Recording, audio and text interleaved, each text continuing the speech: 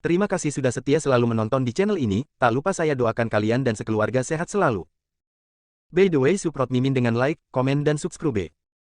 Bab 201. Namun, lelaki tua yang selalu dianggap tak terkalahkan di hatinya ini terluka parah oleh pukulan David. Bagaimana dia bisa menerima ini? Bill sama terkejutnya. Meskipun dikabarkan bahwa David sangat kuat dan bahkan mengusir Zachary keluar dari River City dengan ekornya terselip di antara kedua kakinya, rumor tersebut masih rumor dan sering dibesar-besarkan. Dia masih ragu sebelum dia melihatnya dengan matanya sendiri. Bahkan ketika bos besar Clinton memintanya pergi ke River City untuk bertemu langsung dengan David dan Bill melakukan tugas itu, dia merasa itu agak merepotkan. David perlu datang untuk melihat karakter seperti Clinton dengan patuh jika Clinton hanya mengatakannya. Namun, sekarang setelah dia benar-benar melihat kekuatan David, dia benar-benar berubah pikiran. Seperti yang diharapkan dari bos besar, visinya benar-benar unik. Dia tahu Kal tua. Ini adalah pengawal yang diberikan Daniels kepada Morris, yang pertama dalam antrean, untuk perlindungan. Setiap keluarga dengan latar belakang kaya akan mengirim pengawal untuk menjaga pertumbuhan pewaris pertama mereka. Bill tidak memilikinya karena dia bukan pewaris pertama Viserys. Meskipun dia belum berdamai dengan mereka, tidak ada yang bisa dia lakukan. Adapun kemampuannya untuk masuk SCC dan menjadi anggota inti, itu sepenuhnya karena dia mengikuti Clinton. Orang-orang ini setidaknya seorang Tiger Ranker atau lebih tinggi. Master peringkat harimau di keluarga mereka memiliki kekuatan menakutkan tingkat atas dan mereka tidak lagi takut akan ancaman senjata api biasa. Namun, sekarang pengawal di samping Morris terluka parah oleh pukulan David, sepertinya dia benar-benar kehilangan kekuatan tempurnya, yang di luar imajinasinya. Berapa umur Daud? Bill mendengar bahwa dia masih kuliah. Dia masih sangat muda, dan dia jauh lebih kuat dari pelindung biasa. Ini sangat sulit dipercaya. David benar-benar orang terkuat di antara generasi muda yang dia temui sejauh ini. Adapun tiga bos SCC, Bill belum pernah melihat mereka mengambil tindakan sebelumnya, jadi dia tidak bisa mengomentari itu. Namun, dia yakin David pasti memiliki kekuatan untuk bersaing dengan mereka. Selain itu, David lebih muda dari mereka semua dan memiliki lebih banyak potensi. Bill pernah curiga bahwa David adalah pewaris keluarga bangsawan yang tersembunyi. Dia masih sangat muda, dan dalam periode terakhir, hampir 100 miliar dana telah mengalir dari tangannya. Sekarang, dia menunjukkan kekuatan yang luar biasa. Tampaknya keluarga David agak menakutkan. Dengan penampilan yang begitu menonjol, apakah keluarga David siap untuk keluar dari persembunyiannya? Dalam 2 tahun terakhir, banyak dari keluarga bangsawan yang tersembunyi ini keluar dari persembunyiannya untuk mencari mitra bisnis. Keluarga Bill memiliki kemitraan awal dengan keluarga bangsawan yang tersembunyi. Itu sebabnya dia tahu banyak tentang ini. Di sisi lain, beberapa orang yang bertarung beberapa saat yang lalu tidak siap untuk melanjutkan, sehingga kedua belah pihak mundur. Aura dan kekuatan ledakan David membuat mereka merasa putus asa. Mereka telah kehilangan keberanian untuk bertarung di hadapan tuan seperti itu. Tidak ada yang perlu dikatakan tentang Gunther, yang sudah lumpuh di tanah. Kal tua, Morris kembali sadar dan bergegas untuk mendukung lelaki tua yang baru saja terluka parah oleh pukulan David. Morris, pergi, keluar dari sini. Kal tua memaksa dirinya untuk mengucapkan kalimat ini, darah mengalir dari sudut mulutnya. Dia telah membesarkan Morris, dan Kal memperlakukannya seperti cucunya. Pergi, masalahnya belum terselesaikan, jadi kemana Anda mencoba pergi? David duduk di kursi dan berkata dengan menyilangkan kaki. Bab 202. Pergi, masalahnya belum terselesaikan, jadi kemana Anda mencoba pergi? David duduk di kursi dan berkata dengan menyilangkan kaki. David, apa yang kamu inginkan? Morris bertanya sambil terengah-engah. Dia tidak menyangka David begitu kuat. Karena Old Kal terluka parah oleh pukulan David, orang lain yang dia bawa jelas bukan lawan David. Dia hanya akan dipermalukan oleh David jika dia tinggal di sini. Tidak ada gunanya mencoba mempertahankan pendiriannya. Dengan itu, dia memutuskan untuk pergi. Dia akan mengumpulkan kekuatan yang cukup dan kemudian memberikan pukulan fatal kepada David. Selanjutnya, Kal tua terluka parah dan harus dibawa ke rumah sakit sesegera mungkin. Bukankah kamu mengatakan kamu ingin memotong kedua tanganku? Saya ingin memberi Anda rasa obat Anda sekarang, saya tidak berpikir melakukannya terlalu berlebihan, kan? Petik 2. Dev, tolong. Bill dipotong oleh David sebelum dia bisa menyelesaikannya. Bill, jangan bicara dulu, kata David kosong. Bill hanya bisa tersenyum tak berdaya. Saat ini, David memberikan banyak tekanan padanya. Tanpa diduga, itu tidak lama sejak terakhir kali mereka bertemu, tetapi David telah banyak berubah. Mungkin bukan karena dia telah banyak berubah, tetapi karena dia telah menyembunyikan ini terlalu baik dan Bill gagal melihatnya saat terakhir kali mereka bertemu. David sudah memiliki kekuatan untuk bersaing dengan tiga bos dan dia beberapa tingkat di atas anggota inti seperti dirinya. Morris telah menempatkan dirinya ke dalam situasi yang sulit sekarang. Namun, Bill tidak tahu apakah orang di belakang Morris ingin mengambil David demi Morris. David, jangan pergi terlalu jauh. Pada akhirnya, Anda masih berada di Springfield dan itu adalah basis dari Daniels. Tidak peduli seberapa kuat Anda masih hanya satu orang. Bisakah Anda melawan seluruh keluarga kami? Dan ada begitu banyak orang biasa di sekitar Anda, kata Morris penuh arti. Jika David sendirian, keluarga Daniel mungkin benar-benar tidak dapat melakukan apapun padanya. Lagi pula, dia terlalu kuat. Dalam keadaan seperti itu, senjata api biasa tidak bisa lagi mengancam David, sementara Daniel benar-benar tidak dapat menemukan siapapun yang dapat mengalahkan David. Namun, perusahaan David dan timnya perlu terus berkembang di Springfield, jadi dia punya cara untuk membuat David berkompromi. Kau mengancamku? David bertanya, menyipitkan matanya pada Morris. Pada saat ini, Morris merasa seolah-olah sedang ditatap oleh ular berbisa. Dia merasa tidak nyaman dan bahkan berkeringat dingin. Dia memaksa dirinya untuk tetap tenang dan berkata, aku hanya menyatakan fakta, tidak baik bagi kita berdua untuk terus bertarung. Saya pewaris pertama Daniels, jadi jika Anda mematahkan tangan saya, Anda akan menghancurkan masa depan Daniels. Jika itu terjadi, jangan berpikir bahwa Anda dapat mengembangkan perusahaan Anda di Springfield kecuali jika Anda dapat mencabut Daniel sepenuhnya. David memikirkannya dan merasa bahwa itu benar. Kata-kata Morris mengingatkannya pada sesuatu. Jika dia hanya menjatuhkan saudara-saudara Daniel, meskipun itu bisa memiliki efek tertentu, itu akan mengarah pada serangkaian tindakan balas dendam. Dia secara pribadi tidak takut, tetapi Pearl dan yang lainnya akan tinggal di Springfield untuk mengembangkan perusahaan dan mereka perlu terus membantunya mengeluarkan uang. Karena itu, dia harus menghancurkan saudara-saudara Daniel sekarang dan kemudian bertarung sampai mati dengan Daniels nanti. Bagaimanapun, dia adalah orang yang paling benar. Karena dia ingin menunjukkan gengsinya. Bab 203. Dia akan melakukan sesuatu yang besar. Poin mewah menjadi jaminan baginya untuk terus meningkatkan kekuatannya. Setelah kejadian ini, dia ingin perusahaannya tidak terhalang di Springfield sehingga bahkan jika dia menghabiskan lebih banyak uang, tidak ada yang berani memata-matai dia. Ya, dia akan melakukan hal itu. Setelah memikirkannya, David menoleh untuk melihat Bill dan bertanya, Bill, bagaimana kabar Daniels bersaudara di Springfield? Bill tertegun sejenak, bertanya-tanya mengapa David tiba-tiba menanyakan pertanyaan seperti itu. Kemudian, dia dengan ragu-ragu menjawab, mereka baik-baik saja. Bill, aku harap kamu bisa menjawab dengan jujur. Saya akan melakukan sesuatu yang besar hari ini. David menatap Bill dan mengucapkan kata demi kata. Bill sedikit tidak nyaman saat dia sedang ditatap oleh David. Dia tidak tahu apa yang dimaksud David dengan melakukan sesuatu yang besar dan apa hubungannya dengan karakter Daniels bersaudara. Namun, karena David memintanya untuk mengatakan yang sebenarnya, dia memutuskan untuk melakukan hal itu setelah memikirkannya. David sangat kuat dan potensinya bahkan lebih besar. Karena itu, dia hampir pasti memiliki rencananya sendiri. Bill tidak pernah berpikir seperti itu sebelumnya, tapi dia selalu bersama Clinton. Hingga saat ini, dia ingin menggunakan kekuatan Clinton untuk memperebutkan posisi itu di Viserys. Jika dia bisa menjalin hubungan dengan David sekarang, itu mungkin berguna di masa depan. Dengan Clinton dan David mendukungnya, peluang keberhasilannya akan sangat meningkat. Morris awalnya berselisih dengannya, dan orang-orang di belakangnya tidak terlalu menyukai Clinton. Jadi, karena dia harus memilih, dia akan memilih opsi yang paling menguntungkan baginya. Dengan itu, dia berkata, Gunther sering menggunakan beberapa cara yang memalukan untuk memaksa lawan-lawannya berbisnis. Ada banyak perusahaan yang dia jatuhkan melalui cara yang tidak benar, beberapa pesaing bahkan membawa seluruh keluarga mereka untuk melompat dari atap perusahaannya. Selain itu, dia juga sangat bejat. Dia pertama-tama akan memeriksa latar belakang wanita manapun yang dia sukai. Dari sini, tidak masalah apakah dia seorang wanita muda atau istri seseorang. Selama dia tidak memiliki latar belakang, atau jika latar belakangnya tidak sebagus dia akan menggunakan berbagai cara untuk membawanya ke tempat tidur. Beberapa dari mereka bunuh diri setelah dihina olehnya, dan dia pernah berkata bahwa dia tidak akan pernah berhubungan seks dengan wanita yang sama lebih dari 3 kali. Tetapi hal-hal ini telah ditekan oleh kekuatan keluarganya dan orang ini tidak akan pernah menyinggung siapapun yang akan membuatnya bermasalah, jadi itu sebabnya dia hidup tenang selama ini. Adapun Morris, bisa dikatakan dia bahkan lebih buruk dari Gunther. Yang paling dia cintai adalah uang. Sebagian besar uang yang diperoleh Morris melalui cara yang tidak benar masuk ke sakunya. Dia juga membuka ring tinju bawah tanah dan beberapa kasino di Springfield. Pada saat yang sama, ia juga memberikan pinjaman pribadi di ring tinju dan kasino bawah tanah. Jumlah keluarga yang dihancurkan olehnya tidak terhitung. Petik 2. Begitu Morris mendengar Bill menyebutkan hal-hal buruk yang telah dia lakukan, dia langsung menjadi marah.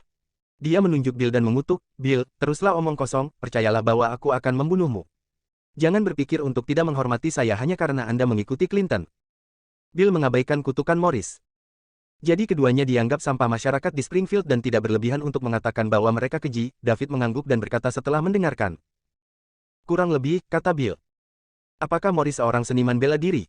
Tanya David. Dia seharusnya berada di level puncak kelas 2, jawab Bill. David berhenti berbicara. Rencana dalam pikirannya hampir sempurna. Sebagai anggota cadangan tim ADI Gugus Tugas Khusus Nasional, dia bertemu dengan Daniels bersaudara yang sangat mempengaruhi stabilitas sosial dan bahkan sangat menjijikan. Selain itu, pihak lain juga seorang seniman bela diri, jadi dia secara alami memiliki hak untuk menghapus saudara-saudara Daniel demi stabilitas negara. Ini adalah hak tindakan dulu, laporan kemudian, yang dipercayakan negara kepada Satgas Khusus. Tentu saja, situasinya harus nyata karena organisasi pasti akan menyelidikinya secara menyeluruh setelah itu terjadi. Namun, David benar tidak peduli bagaimana dia melihatnya. Selama apa yang dikatakan Bill itu benar, Daniels akan hancur jika dia campur tangan atas nama gugus tugas. Bab 204. Semua orang mendengarnya dengan jelas, kan? Saudara-saudara Daniels keji dan aku akan menghancurkanmu sekarang atas nama keadilan, David berdiri dan berkata dengan nada serius. David, jangan lakukan hal bodoh. Anda telah menginvestasikan begitu banyak uang di Springfield, apakah Anda benar-benar mau menyerah? Jika Anda melakukan sesuatu untuk saya, Daniels tidak akan memaafkan Anda. Selain itu, saya adalah veteran inti SCC. Saya memiliki bos yang mendukung saya juga. Morris merasakan ada sesuatu yang salah dan berkata dengan cepat. Namun, karena David sudah memutuskan, mengapa dia berubah pikiran karena apa yang dikatakan Morris? Ia ingin menunjukkan pamornya kepada Daniels bersaudara dan Daniels kali ini demi kemajuan perusahaannya di Springfield di masa depan. Selanjutnya, kedua orang ini adalah orang-orang menjijikkan yang melanggar hukum. Ini berjalan dengan baik karena dia baru saja bergabung dengan Satgas Khusus untuk menjaga stabilitas sosial. Mereka tidak bisa menyalahkannya untuk ini. Morris, siapa Anda dan siapa yang mendukung Anda, tidak ada hubungannya dengan saya. Karena kamu telah melakukan banyak hal buruk, aku berhak menghukummu, kata David serius. Sekarang dia berbicara sebagai anggota cadangan tim A dari Satuan Tugas Khusus, dan tentu saja, tidak ada orang lain yang mengetahuinya. Begitu David berdiri, Morris dan yang lainnya langsung menjadi gugup. Kekuatan David memang membuat mereka merasakan banyak tekanan. David, ini semua salah Gunther. Anda bisa pergi kepadanya jika ada sesuatu. Itu tidak ada hubungannya denganku. Morris juga sedikit takut. Aura yang David keluarkan saat dia serius sedikit mengerikan. Orang bijak tahu lebih baik daripada bertarung ketika ada kemungkinan melawannya. Jadi, Morris segera melemparkan semua kesalahan ke Gunther. Morris. Gunther bergidik ketika Morris mencoba mengalihkan kemarahan David ke arahnya. Jika Morris tidak bisa menahan amarah David, bagaimana dia bisa menahannya? Jangan panggil namaku, brengsek. Minta maaf kepada David sekarang karena menyebabkan keributan besar. Morris berteriak pada Gunther. Ini semua salah si bajingan Gunther. Jika bukan karena dia tidak akan terjebak dalam hal ini. Situasi. David, tidak, Tuan Liddell, saya salah, saya seharusnya tidak menyinggung Anda, tolong lepaskan saya, kata Gunther sambil bersujud kepada David di tanah. David mengabaikan mereka. Sebaliknya, dia melihat ke arah gerombolan antek yang dibawa Morris bersamanya dan berkata, saudara-saudara Daniels telah melakukan banyak kejahatan, dan saya tidak tahu berapa banyak orang yang telah mereka lukai, dan kaki tangan kalian tidak jauh lebih baik. Terima hukumanku. Begitu David selesai berbicara, sosoknya menghilang dan dia bergegas masuk ke dalam kelompok antek yang dibawa Morris. Orang-orang ini semua adalah master dari ring tinju bawah tanah Morris dan ada beberapa dari mereka yang berada di level puncak kelas 1. Namun, mereka bukan apa-apa di depan David, yang merupakan ranker harimau puncak dan sedang dalam perjalanan untuk menjadi ranker naga. Jeritan datang satu demi satu. David akan melukai orang lain secara serius dengan setiap pukulan dan tendangan baru. Setelah hanya 10 detik, selusin master yang setidaknya berada di level kelas 1 semuanya dijatuhkan ke tanah oleh David, benar-benar kehilangan kekuatan bertarung mereka. Kekuatan tempur seperti itu membuat para penonton menarik napas dalam-dalam. Apa yang ditunjukkan David kepada mereka adalah kekalahan telak. Setelah dia selesai dengan antek-anteknya, David berjalan perlahan menuju Morris. Pada saat ini, lutut Morris menjadi lemah karena ketakutan. Itu adalah para elit yang dia pekerjakan dengan gaji tinggi dari ring tinjunya, tetapi sekarang mereka dikalahkan oleh David hanya dalam beberapa pukulan. Melihat David berjalan ke arahnya, Morris bertanya dengan suara gemetar, David, apa yang kamu inginkan? Nak, tolong lepaskan dia. Daniels akan sangat berterima kasih jika Anda melakukannya, kata Old Carl di sampingnya. Meskipun dia terluka parah, dia masih seorang ahli peringkat harimau, dan fisiknya tidak sebanding dengan orang biasa. Orang tua, bisakah kamu berbicara atas nama Daniels? Jika saya membiarkan Morris pergi hari ini, dapatkah Anda menjamin bahwa dia tidak akan mengganggu saya di masa depan? Kata David dengan nada mengejek. Tentu saja. David, selama kamu membiarkanku pergi hari ini, aku tidak akan pernah menyusahkanmu di masa depan. Morris buru-buru menyela. Bab 205. Saat ini dia hanya ingin cepat pergi dari sini. Dia hanya akan memikirkan masa depan setelah masalah ini selesai. Adapun menyebabkan masalah bagi David, itu tergantung pada apakah dia bisa mengalahkan David atau tidak. Selama ada kesempatan untuk membunuh David dengan satu pukulan, dia pasti tidak akan ragu. David tidak menanggapi kata-kata Morris tetapi sebaliknya, dia menatap Old Carl dengan mengejek. Dia ingin melihat apakah ahli peringkat harimau ini akan berbicara menentang hati nuraninya. Mereka yang bisa menjadi Tiger Ranker sangat tangguh dan mereka tidak akan merendahkan diri atau merendahkan diri di depan musuh untuk menang. Mereka yang melakukannya pasti sudah kehilangan tekad untuk maju. Namun, ini tidak mutlak. Dunia ini besar dan penuh keajaiban dan beberapa orang kehilangan motivasi untuk berkembang setelah memasuki peringkat harimau, alih-alih memilih untuk fokus bersenang-senang dan bersenang-senang. Inilah yang dikatakan Paulus kepadanya. Tentu saja, David akan dikeluarkan dari daftar itu. Benar saja, Carl tua berhenti bicara. Berdasarkan apa yang dia ketahui tentang Daniels setelah bekerja untuk mereka selama bertahun-tahun, dia benar-benar tidak dapat menjamin bahwa Daniels tidak akan membalas dendam terhadap David. Melihat bahwa Carl tua tidak lagi berbicara, David memandang Morris di sebelahnya.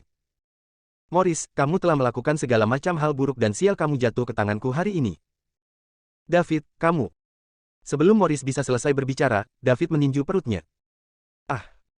Morris menjerit dan dia berjongkok di tanah dengan perut di tangan. Darah yang keluar dari mulutnya bercampur dengan makanan yang dia makan, dan matanya hampir keluar dari tengkoraknya. Saat ini, dia merasakan organ dalamnya dihancurkan oleh David, yang membuatnya berharap dia mati. Morris hanya bertahan kurang dari 10 detik sebelum dia pingsan karena rasa sakit dan jatuh ke tanah. Namun, David tidak berencana untuk membiarkannya pergi begitu saja. David belum menggunakan kekuatan yang cukup dalam pukulan tadi. Morris baru saja berbaring di bawah kaki David, jadi David mengangkat kaki kanannya untuk menginjak lengan Morris dan mengerahkan tenaga. Setelah itu, dia dengan cepat mengangkat kakinya yang lain di atas lengan Morris yang lain dan menginjaknya. Retakan. Retakan. Dua suara patah tulang terdengar di ruang pribadi sehingga setiap orang yang mendengarnya merinding.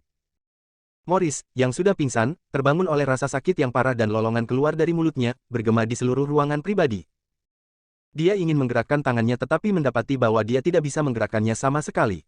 Pada saat yang sama, rasa sakit yang melemahkan datang dari kedua lengan. Dia hanya bisa berbaring telungkup di tanah sambil terus melolong.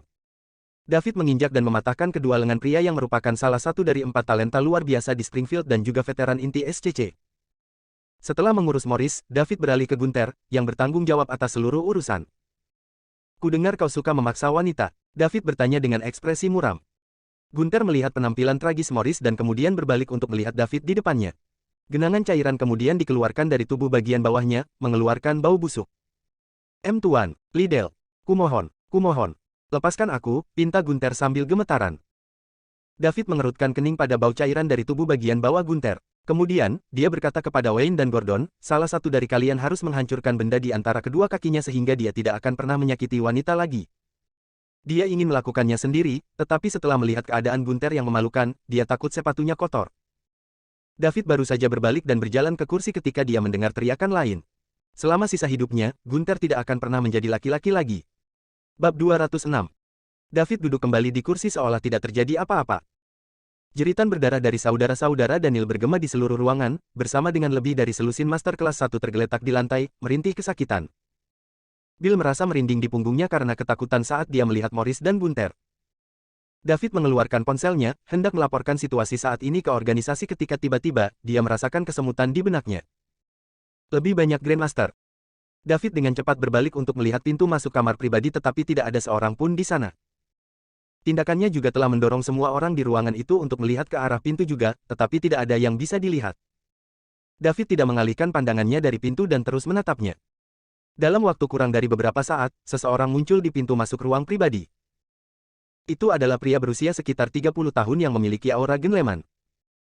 Ada pesona khusus pada pria ini yang menarik perhatian semua orang. Rasanya kemanapun pria ini pergi, dia akan selalu menjadi objek fokus semua orang. Bill menghela napas lega ketika dia melihat pendatang baru itu dan dengan cepat pergi untuk menyambutnya.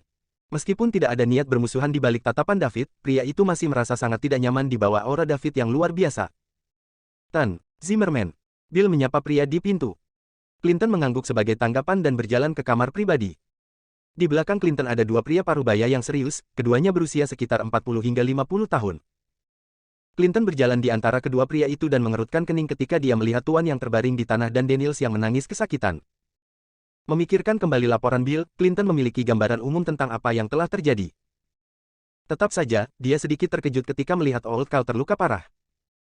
Sebagai pelindung yang telah diatur oleh keluarga Daniel untuk Morris, Carl tua masih menjadi master di peringkat harimau, meskipun bukan salah satu yang terkuat. Sangat menarik bagaimana Old Carl terluka parah, sementara anak buah David sama sekali tidak terluka. Clinton hanya bisa membayangkan kekuatan mengerikan yang dibutuhkan untuk melukai seorang master di Tiger Rank dan keluar tanpa cedera. Dia penasaran apakah David atau dua pria di sampingnya yang berada di balik luka-luka itu. Clinton berharap bahwa itu adalah David, karena itu lebih bermanfaat untuk penunjukan 10 tahun mendatang. Clinton memandang David, yang tenang dan tidak terpengaruh, dan bertanya, "Jadi, Anda David?" Suaranya agak magnetis dan sulit untuk diabaikan. David sudah menebak siapa pria ini ketika Bill memanggilnya Tuan Zimmerman. Itu pasti Clinton Zimmerman, bos besar dan salah satu pendiri SCC. Berkat kekuatan pikirannya yang kuat, David bisa merasakan bahwa Clinton sangat kuat. Bahkan lebih dari dua pria di belakangnya. Dia bertanya-tanya apakah ini adalah budidaya keluarga yang sangat kaya. Itu bukan sesuatu yang bisa dibandingkan dengan keluarga tingkat kedua seperti Daniels.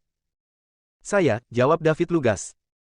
Jawabannya yang sederhana ditambah dengan fakta bahwa dia masih duduk di kursi alih-alih bangun dan menyapa Clinton membuat Bill merasa takut padanya. Ini adalah Clinton Zimmerman, bos besar SCC. David mungkin tidak lemah, tetapi dia masih hanya anggota inti SCC. Clinton, di sisi lain, adalah salah satu dari 3 pendiri. Bahkan, pamor Clinton bahkan lebih tinggi dari 2 lainnya, mengingat gelarnya sebagai bos besar. Meskipun SCC tidak terlalu fokus pada superioritas atau inferioritas antar tingkatan anggota, juga tidak ada peraturan tentang bagaimana anggota tingkat yang lebih rendah harus menyapa atau bertindak di depan anggota tingkat yang lebih tinggi, tetap penting untuk menunjukkan rasa hormat yang sama. Dan kesopanan ketika orang berbicara dengan mereka yang berstatus lebih tinggi. Bab 207. Perilaku David sangat tidak sopan terhadap Clinton. Tak seorang pun di SCC, bahkan 2 pendiri lainnya, berani duduk dan berbicara dengan Clinton dengan begitu tenang ketika Clinton berdiri. Bill memandang David dan bertanya-tanya apakah pria ini tidak tahu siapa Tuan Zimmerman. Karenanya, dia dengan cepat memperkenalkan, "David, ini adalah salah satu dari 3 pendiri SCC, Tuan Zimmerman." David secara alami tahu siapa pria ini. Tidak mungkin dia akan berbicara dengan seseorang yang legendaris seperti Clinton dengan cara yang ceroboh jika ini sebelum dia bergabung dengan Satuan Tugas Khusus dan Falcon. Saat itu, bahkan jika dia kuat, dia masih memiliki jalan panjang dalam hal warisan dibandingkan dengan keluarga dan bangsawan kaya ini. Dia tahu untuk tetap rendah hati sampai dia cukup kuat untuk tidak memperhatikan aturan.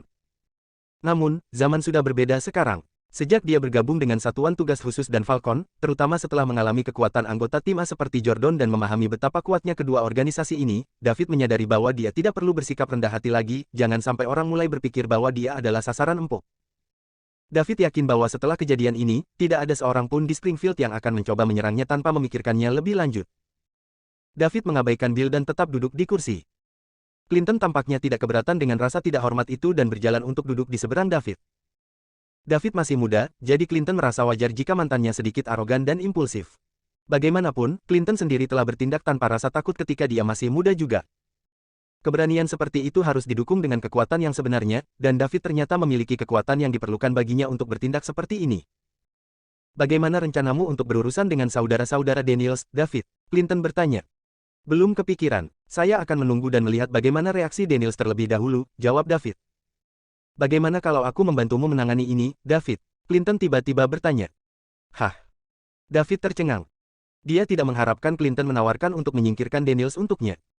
Satu-satunya penjelasan yang dapat dipikirkan David adalah bahwa ada sesuatu yang dibutuhkan Clinton darinya. David memikirkan kembali kata-kata yang diucapkan Bill ketika Bill datang mengunjunginya di River City. Satu-satunya hal yang mungkin membutuhkan bantuan Clinton adalah janji 10 tahun yang dia miliki dengan Stan dari fraksi T dan seorang wanita bernama Lorraine. Jika itu masalahnya, David memutuskan dia akan menyerahkan masalah itu kepada Clinton dan melihat bagaimana reaksi pria itu. "Oh, bagaimana jika saya ingin menghapus Daniel sepenuhnya? Bisakah Anda membantu saya dengan itu juga, Clinton?" tanya David penasaran. Clinton juga tercengang. Dia tidak menyangka akan mendengar permintaan seperti itu dari David.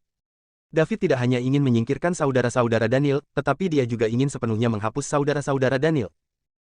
Ini lebih sulit daripada kedengarannya karena Daniel telah menetapkan nama mereka di Springfield selama beberapa dekade dan memiliki beberapa tingkat warisan. David hanyalah orang luar, jadi Clinton bertanya-tanya bagaimana dia memiliki kepercayaan diri untuk sepenuhnya menghapus Daniels dari Springfield. Clinton menatap David untuk waktu yang lama dan menyadari bahwa yang terakhir itu serius.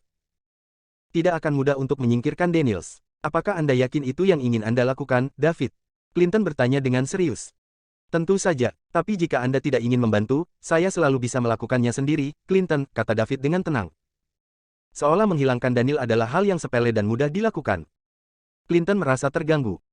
Meskipun menghapus Daniels tidak sulit baginya, dia tidak suka melakukan hal-hal yang tidak akan memberinya manfaat relatif.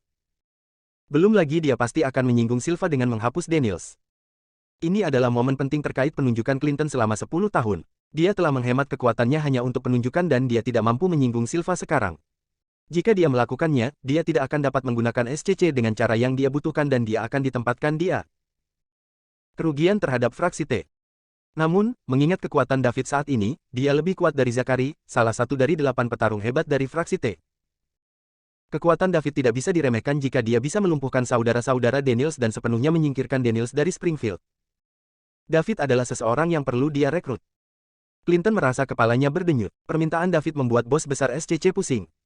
Bab 208. Clinton tenggelam dalam pikirannya. David juga tidak mendesaknya, memilih untuk duduk diam dan menunggu jawabannya.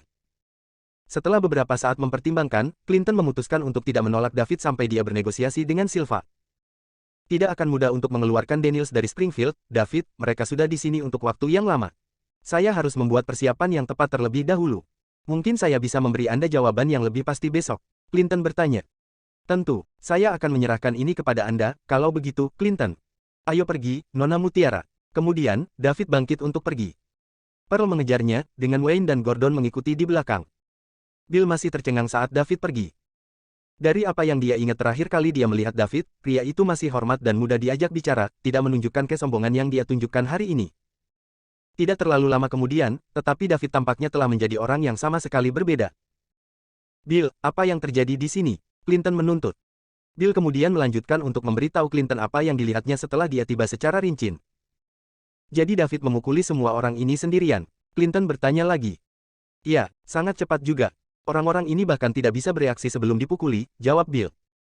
Clinton berjalan ke tempat Kal tua meninggal karena luka-lukanya dan pingsan beberapa waktu lalu. Periksa luka-lukanya, kata Clinton. Pria parubaya di belakangnya segera maju untuk memeriksa luka Old Kal. Lukanya sangat parah, Tuan Muda. Dia mengalami patah tulang di kedua tangannya dan setidaknya setengah dari tulang rusuknya patah. Itu pasti dampak yang sangat kuat agar kerusakan seperti itu terjadi. Petik 2. Seberapa kuat yang kita bicarakan? Clinton bertanya. Kemungkinan besar, ranker harimau puncak. Mengerti, Bill, telepon dan kirim mereka semua ke rumah sakit. Ayo pergi. Setelah ini, Clinton meninggalkan kamar pribadi. Dia masih perlu berbicara dengan Silva dan membujuk pria itu untuk mengabaikan apa yang akan terjadi pada keluarga Daniel. Bagaimanapun, Morris adalah antek Silva. Paling tidak, dia perlu membujuk Silva untuk mengabaikannya sekarang, karena itu adalah waktu yang penting sebelum pengangkatannya selama 10 tahun. Clinton bersedia membayar harga untuk ketidaktahuan sementara Silva. Kekuatan David melebihi apa yang dia bayangkan, dan dia perlu merekrut David karena pria ini akan banyak membantunya. Akibatnya, Daniels ditakdirkan untuk dikorbankan dalam prosesnya. David pergi bersama Pearl dan yang lainnya sebelum tiba di kantor sewaan. Nona Pearl, coba hubungi Tuan Tanah lagi dan tanyakan apakah mereka bebas bertemu di sore hari. Ada sesuatu yang perlu saya lakukan di ibu kota setelah ini selesai, kata David kepada Pearl. Baiklah, Tuan Liddell. Pearl menghubungi pemilik gedung kantor lagi. Tuan Tanah mengusulkan untuk bertemu besok sore dan David setuju. Bagaimanapun, Clinton akan memberinya jawaban besok. Jika Clinton tidak mau membantu, maka David harus menghubungi organisasi tersebut dan meminta mereka untuk melakukannya. Ini mungkin memakan waktu beberapa hari, tapi itu hanya masalah waktu sampai Daniels akan disingkirkan. Dengan menyingkirkan Daniels, David tidak hanya membuat nama untuk dirinya sendiri, tetapi dia juga menyingkirkan sampah masyarakat, sesuai dengan kejahatan yang Bill katakan telah dilakukan oleh Daniels bersaudara. Keluarga Daniel juga tidak bisa menjadi keluarga yang saling mengingat bagaimana mereka membiarkan anak-anak mereka melakukan apa yang mereka inginkan dan sering membersihkan kotoran anak-anak mereka. Pada saat yang sama, di Springfield, Daniels juga menerima kabar tentang Morris dan Gunther yang dirawat di rumah sakit karena cedera parah. Keluarga Daniels berada dalam kekacauan. Morris adalah pewaris pertama keluarga Daniels, dia adalah salah satu dari 4 talenta luar biasa di Springfield, dan calon penguasa keluarga Daniels. Namun seseorang telah berani mematahkan kedua lengannya. Gunther mungkin memiliki status setinggi Morris, tetapi dia masih anak sah dari keluarga Daniel dan sekarang dia telah kehilangan kemampuan untuk meneruskan nama keluarga. Ini merupakan pukulan bagi martabat keluarga Daniel. Tuan keluarga Daniel saat ini, Tungsten sangat marah karena putra-putranya lumpuh tepat di bawah pemerintahannya. Orang ini memprovokasi keluarga Daniel. Dari mana informasi ini berasal? Tungsten bertanya dengan marah.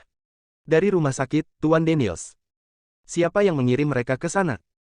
Kami tidak yakin, Tuan Daniels. Tidak yakin, cari tahu. Saya ingin tahu siapa yang cukup berani untuk menyakiti anggota keluarga Daniels di Springfield. Betapa kurang ajarnya. Ya, Tuan Daniels.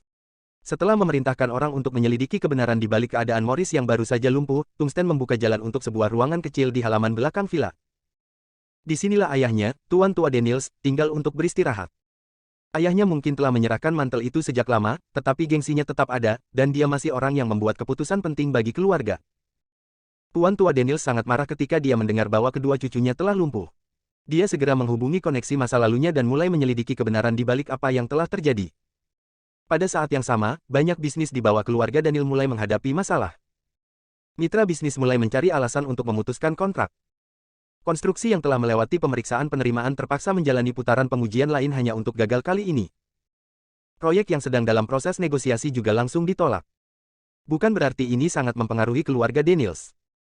Apa yang benar-benar membuat mereka menjadi gila adalah ketika bank mulai meminta mereka untuk membayar kembali pinjaman sementara beberapa perusahaan yang beroperasi di wilayah abu-abu hukum juga sedang diselidiki. Orang-orang terkait yang bertanggung jawab kemudian dibawa pergi. Inilah yang paling mereka takuti, rantai modal mereka putus dan bank mendesak mereka untuk membayar hutang mereka, segala macam proyek terpaksa ditunda, dan bisnis abu-abu mereka dilarang. Jika proyek-proyek ini diselidiki dengan cermat, Anda akan menemukan bahwa ada celah di semua mereka. Siapapun bisa tahu bahwa seseorang sedang mengincar Daniels. Orang ini juga sangat kuat, dan itu membuat mereka ketakutan. Dalam satu malam, keluarga Daniels telah pergi dari surga ke neraka. Mereka dulunya adalah keluarga yang mulia dan berkuasa, tetapi sekarang mereka tidak berdaya dan dibenci. Semua orang di Springfield yang bermitra dengan Daniels takut mereka akan terseret ke dalam ini. Semuanya terjadi begitu cepat dan Daniels tidak diberi kesempatan untuk bereaksi. Keesokan paginya, ruang tamu keluarga Daniel dipenuhi orang. Ini semua adalah manajer atau orang yang bertanggung jawab atas perusahaan dan proyek mereka. Mereka semua ada di sini untuk melaporkan situasi mereka masing-masing kepada Daniels. Setiap perusahaan atau proyek yang terkait dengan keluarga Daniels terpaksa berhenti beroperasi. Tuan dari keluarga Daniels, Tungsten, Tuan Daniels tua, dan seluruh keluarga utama dan keluarga Daniels juga duduk di ruang tamu. Semua orang memiliki ekspresi kebingungan dan ketakutan di wajah mereka. Ruang tamu menjadi sunyi saat semua orang menunggu penjelasan guru Daniels. Tungsten retak di bawah tekanan dan melemparkan cangkir teh di tangannya ke lantai. Menabrak. Siapa ini? Siapa yang mencoba menyingkirkan keluarga Daniel? Tungsten meraung. Aku, terdengar suara dari pintu. Semua orang di ruang tamu menoleh untuk melihat. Bab 209. Clinton berjalan ke ruang tamu perlahan dengan dua pria parubaya di belakangnya. Semua orang di ruang tamu memandang pemuda ini yang tiba-tiba muncul. Kebanyakan dari mereka tidak tahu siapa Clinton. Hanya Tuan Daniels dan Tuan Tua Daniels yang menyempitkan pandangan mereka ketika mereka melihat Clinton. Jelas, keduanya tahu siapa Clinton. Sebagai salah satu anggota inti lama SCC, Morris jelas merupakan anggota tingkat tinggi sementara Clinton adalah salah satu pendiri SCC. Akibatnya, ayah Morris Tungsten dan kakek Tuan Tua Daniels tahu siapa Clinton. Clinton, mengapa Anda melumpuhkan anak saya? Mengapa Anda menargetkan keluarga Daniels? Bukankah Morris anggota inti lama SCC? Bahkan jika keluarga Zimmerman memiliki sesuatu yang bertentangan dengan keluarga Fender, tidak bisakah Anda menargetkan keluarga Fender secara langsung? Mengapa Anda harus menargetkan kami? Tungsten menunjuk Clinton dan bertanya. Clinton. Keluarga Zimmerman. Semua orang di ruang tamu merasakan pikiran mereka berdengung karena terkejut. Tekanan darah mereka meroket. Keluarga Zimmerman adalah salah satu keluarga kaya paling terkemuka di Springfield. Dikatakan bahwa keluarga ini dulunya adalah bangsawan terhormat di ibu kota sekitar satu dekade yang lalu sebelum mereka pindah ke Springfield. Setibanya di Springfield, keluarga Zimmerman segera menunjukkan warisan mereka yang luar biasa dan menetapkan pijakan mereka di Springfield sebagai salah satu keluarga kaya yang paling terkemuka. Keluarga kelas 2 seperti Daniels tidak ada artinya di hadapan keluarga Zimmerman dan tidak bisa melawan. Disinilah Anda salah, Tuan Daniels. Bukan aku yang melumpuhkan putramu. Mengenai mengapa saya menargetkan keluarga Daniels, Anda tidak perlu menyalahkan siapapun selain putra Anda karena menyinggung seseorang yang seharusnya tidak mereka lakukan. Saya hanya bertindak atas nama orang lain, jawab Clinton dengan tenang. Siapa ini? Katakan padaku. Siapa yang melumpuhkan putra-putraku? Teriak Tungsten. Dia tidak akan berani berbicara dengan pewaris pertama Zimmerman F. Tidak seperti. Hampir mengalami gangguan seperti dia sekarang. Dengan kedua putranya lumpuh dan keluarga Daniels akan runtuh setiap saat, dia tidak punya pikiran untuk khawatir tentang fakta bahwa dia sedang berbicara dengan seorang Zimmerman. Anda tidak perlu tahu siapa itu, Tuan Daniels. Ini sudah berakhir untuk keluarga Daniels, jadi terima saja bahwa tidak ada yang bisa menyelamatkannya. Jika Anda membubarkan keluarga, saya akan membiarkan keluarga Anda terus menggunakan namanya di dunia. Tetapi jika Anda bersikeras untuk melawan, maka jangan salahkan saya karena kejam ketika Anda kehilangan ahli waris dan garis keturunan Anda berakhir dengan Anda. Nada bicara Clinton tenang seolah-olah dia tidak mengancam Daniels. Namun, Tungsten tahu bahwa Clinton akan menepati janji ini. Seperti balon yang kempis, Tungsten duduk dengan sedih di sofa. Dia tidak tahu harus berbuat apa. Jika dia menyerah, keluarganya akan diizinkan untuk hidup. Jika dia memilih untuk terus melawan, garis keturunan Daniel mungkin berakhir dengan dia. Dia menyalahkan kesulitannya pada putra-putranya yang mengerikan dan tidak berguna. Dia masih mengamuk dan mencari cara untuk membalas dendam pada pelakunya karena melumpuhkan putranya kemarin, tetapi tidak ada yang dia inginkan sekarang selain mencekik putranya hari ini. Dia tidak tahu harus berbuat apa. Sampai dia tiba-tiba teringat bahwa sementara Zimmerman kuat, mereka bukanlah hukum di Springfield. Morris berteman baik dengan Tuan Silva. Mungkin dia bisa meminta bantuan keluarga Fender. Lebih buruk lagi, keluarga Daniels bisa saja berlindung di keluarga Fender dan menjadi bawahan mereka. Bekerja untuk Fender masih merupakan pilihan yang lebih baik daripada membubarkan keluarga. Jadi, Tungsten memutuskan bahwa itulah yang akan dia lakukan. Dia terlalu enggan untuk memecat keluarga Daniel. Bab 210. Setelah menikmati kekayaan dan kemuliaan selama puluhan tahun, mereka akan kehilangan semuanya berkat kata-kata Clinton. Anda dapat terus bermimpi jika Anda pikir kata keluarga Zimmerman adalah hukum di sini di Springfield, Clinton. Saya akan menghubungi keluarga Fender sekarang. Morris dekat dengan Tuan Silva, saya yakin mereka akan membantu. Tungsten gemetar ketika dia mengeluarkan teleponnya untuk menghubungi keluarga Fender, hanya untuk menyadari bahwa dia tidak memiliki kontak Mer. Silva mendesah. Tidak ada gunanya berjuang lebih jauh, Mer. Daniels, apakah Anda tidak mengerti? Saya sudah berjanji kepada orang lain, saya akan menyingkirkan Anda, jadi saya akan memastikan untuk memenuhi janji saya. Juga, Anda pikir keluarga Fender akan berisiko membuat musuh dari keluarga Zimmerman atas Anda. Petik 2. Kata-kata Clinton sangat palu di dada Tungsten. Dia berbaring lemas di sofa. Keluarga Daniels hanyalah keluarga kelas 2. Sejauh menyangkut Zimmerman dan Fender, keluarga Daniels hanya sedikit lebih baik daripada orang biasa. Di samping Tungsten, Tuan Tua Daniels berada beberapa saat lagi dari meledak. Dia tidak percaya bahwa keluarga Daniels yang telah dia bangun dengan kerja keras selama puluhan tahun akan berakhir. Sebagai seseorang yang pernah menjadi pahlawan, dia tidak bisa menerima apa yang terjadi. Keluarga Zimmerman bahkan belum ada di Springfield ketika ia membangun nama keluarga Daniels dari awal. Sejauh yang dia ketahui, sebanyak mungkin kekuatan dan warisan yang dimiliki keluarga Zimmerman, mereka masih orang luar. Namun, orang luar ini akan menghancurkan keluarganya, seorang bangsawan setempat. Itu selalu dia menyingkirkan orang lain, bukan sebaliknya. Jadi kamu tidak akan membiarkan kami pergi, kalau begitu, Clinton. Tuan Lama Daniels mengepalkan giginya dan bertanya. Tuan Lama Daniels, saya sudah berjanji kepada seseorang sehingga hanya benar saya memenuhi janji saya. Dia ingin benar-benar menyingkirkan keluarga Daniels, jadi inilah saya. Petik 2. Lalu, bersiaplah untuk mati. Kemudian Tuan Tua Daniels memantul dari sofa dan bergegas menuju Clinton. Jika Clinton menolak untuk membiarkan keluarga Daniels hidup, maka Tuan Tua Daniels akan menyeretnya ke bawah. Oh, mati bersama mereka. Dia tahu bahwa bahkan jika keluarga Daniels tidak melawan, masih belum ada yang menyelamatkan mereka karena mereka menjadi sasaran keluarga yang dibedakan seperti Zimmermans. Karena ini adalah masalahnya, maka Tuan Lama Daniels memutuskan bahwa ia akan mengubur Clinton, putra tertua dan pewaris pertama keluarga Zimmerman bersama mereka. Master Tua Daniels dulunya adalah seorang master di peringkat harimau. Dia jauh lebih kuat daripada mereka yang baru saja bergabung dengan peringkat harimau juga, jadi dia yakin bahwa dia akan dapat menyerang atau bahkan membunuh Clinton jika semuanya berjalan dengan baik. Sebagai pahlawan yang mendirikan keluarga Daniels, orang harus mengakui bahwa Tuan Lama Daniels adalah seorang pria pemberani. Dia tidak seperti Tungsten, seseorang yang telah menjalani hidup mereka dalam kekayaan dan kehilangan keberanian seorang seniman bela diri. Namun, keberanian bukan apa-apa tanpa kemampuan, karena Anda hanya akan menyerahkan diri pada piring perak. Namun, semua yang dilihat semua orang adalah tubuh lama Tuan Daniels berhenti selangkah dari Clinton. Kemudian tubuhnya perlahan terangkat dengan kakinya tergantung di udara. Sebelum ada yang menyadarinya, sebuah tangan besar telah menemukan jalannya ke leher Tuan Daniels yang lama dan sekarang perlahan-lahan mengangkatnya dari tanah. Meskipun menjadi master di peringkat harimau, Tuan Tua Daniels terkejut menemukan bahwa dia tidak bisa melawan karena tubuhnya dibesarkan dari tanah. Dia meletakkan kedua tangannya di pergelangan tangan-tangan besar dan mencoba mencabutnya dari lehernya, tetapi itu tidak berhasil. Perbedaan kekuatan mungkin tidak begitu drastis jika Master Tua Daniels masih berada di puncaknya. Namun, Tuan Lama Daniels memang sudah tua dan hampir tidak sekuat dia di masa mudanya. Pria itu berusia 80-an dan otot-ototnya juga mulai menyusut. Perbedaan terbesar adalah tinggi badannya. Di puncaknya, Tuan Tua Daniels berdiri 180 cm, tetapi dia bahkan tidak 170 cm sekarang. Seiring bertambahnya usia orang, fungsi tubuh mereka mulai menurun dan mereka kehilangan banyak kekuatan mereka. Inilah sebabnya dia tidak bisa melawan sama sekali melawan Tuan seperti itu. Bab 211. Retakan. Suara lembut itu membuat semua orang di ruang tamu bergidik ketakutan. Butir-butir keringat dingin terbentuk di dahi semua orang, dan mereka menutupi leher mereka dengan tangan mereka, menelan. Dengan retakan ini, Tuan Daniels tua tiba-tiba berhenti meronta dan anggota tubuhnya jatuh oleh samping. Semuanya terjadi terlalu cepat dan pada saat keluarga Daniels menyadari apa yang sedang terjadi, leher Tuan tua Daniels telah patah. Ayah. Tuan tua Daniels. Clinton Zimmerman, beraninya kau membunuh ayahku? Tungsten bertanya, matanya merah. Mengapa? Apakah Anda ingin menyerang saya juga, Ten? Daniels, apakah Anda benar-benar ingin garis keturunan keluarga Daniel berakhir dengan Anda? Clinton bertanya dengan acuh tak acuh.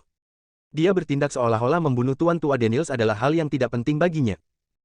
Itu tidak terlalu jauh dari kebenaran, karena dia selalu memandang rendah keluarga kelas 2 seperti Daniels. Jika bukan karena fakta bahwa Morris adalah antek Silva dan ketidaksenangan Silva dapat memengaruhi pengangkatannya selama 10 tahun, Clinton akan menyingkirkan keluarga Daniels dengan mudah. Kamu, Puff. Tungsten memuntahkan seteguk darah dalam kemarahan dan hampir pingsan. Dia tidak berani menyerang Clinton. Bahkan jika dia melakukannya, dia hanya akan berakhir seperti Tuan tua Daniels. Itu adalah tindakan bunuh diri. Namun, dia masih harus melakukan sesuatu karena Clinton telah membunuh ayahnya di depan matanya. Dia harus membalas dendam sebagai anak yang berbakti. Pada saat yang sama, Clinton juga kehilangan kesabaran. Kata-kata saya masih berlaku, Tuan Daniels. Anda memiliki 1 hari untuk membubarkan keluarga dan saya tidak akan membunuh kalian semua. Jika tidak, Anda dapat mengucapkan selamat tinggal untuk melanjutkan garis keturunan keluarga Daniels. Jangan mencoba untuk melawan atau melarikan diri, karena saya tidak pernah gagal melakukan apapun yang saya inginkan di sini di Springfield. Yah, tentu saja, kamu bebas untuk mencobanya. Setelah ini, Clinton berbalik untuk meninggalkan rumah keluarga Daniels, meninggalkan mata yang penuh dengan teror dan mayat seorang lelaki tua. Tungsten jatuh ke belakang ke sofa dan menatap langit-langit dengan pandangan kosong begitu Clinton pergi. Orang-orang yang bertanggung jawab atas perusahaan dan proyeknya diam-diam meninggalkan keluarga Daniels. Keluarga itu kacau, dan sebagai karyawan, mereka harus memutuskan hubungan dengan keluarga Daniels sesegera mungkin.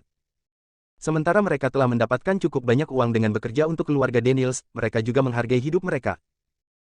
Keluarga besar dan kerabat Daniels juga dengan cepat melepaskan diri dari cabang utama dan meninggalkan Springfield dengan tabungan pribadi mereka. Semalam, seluruh keluarga Daniel hancur menjadi abu. Mereka adalah keluarga yang agak dikenal di Springfield, memiliki aset senilai ratusan miliar dolar. Sekarang keluarga ini telah pecah dan menghilang sebelum semua orang mata. Tidak ada yang menghibur pikiran untuk membalas dendam terhadap keluarga Zimmerman, karena tidak satupun dari mereka memiliki keinginan mati. Sementara itu, David, pelaku sebenarnya di balik semua ini saat ini sedang mendengkur di Hotel Starry Night Bintang 10.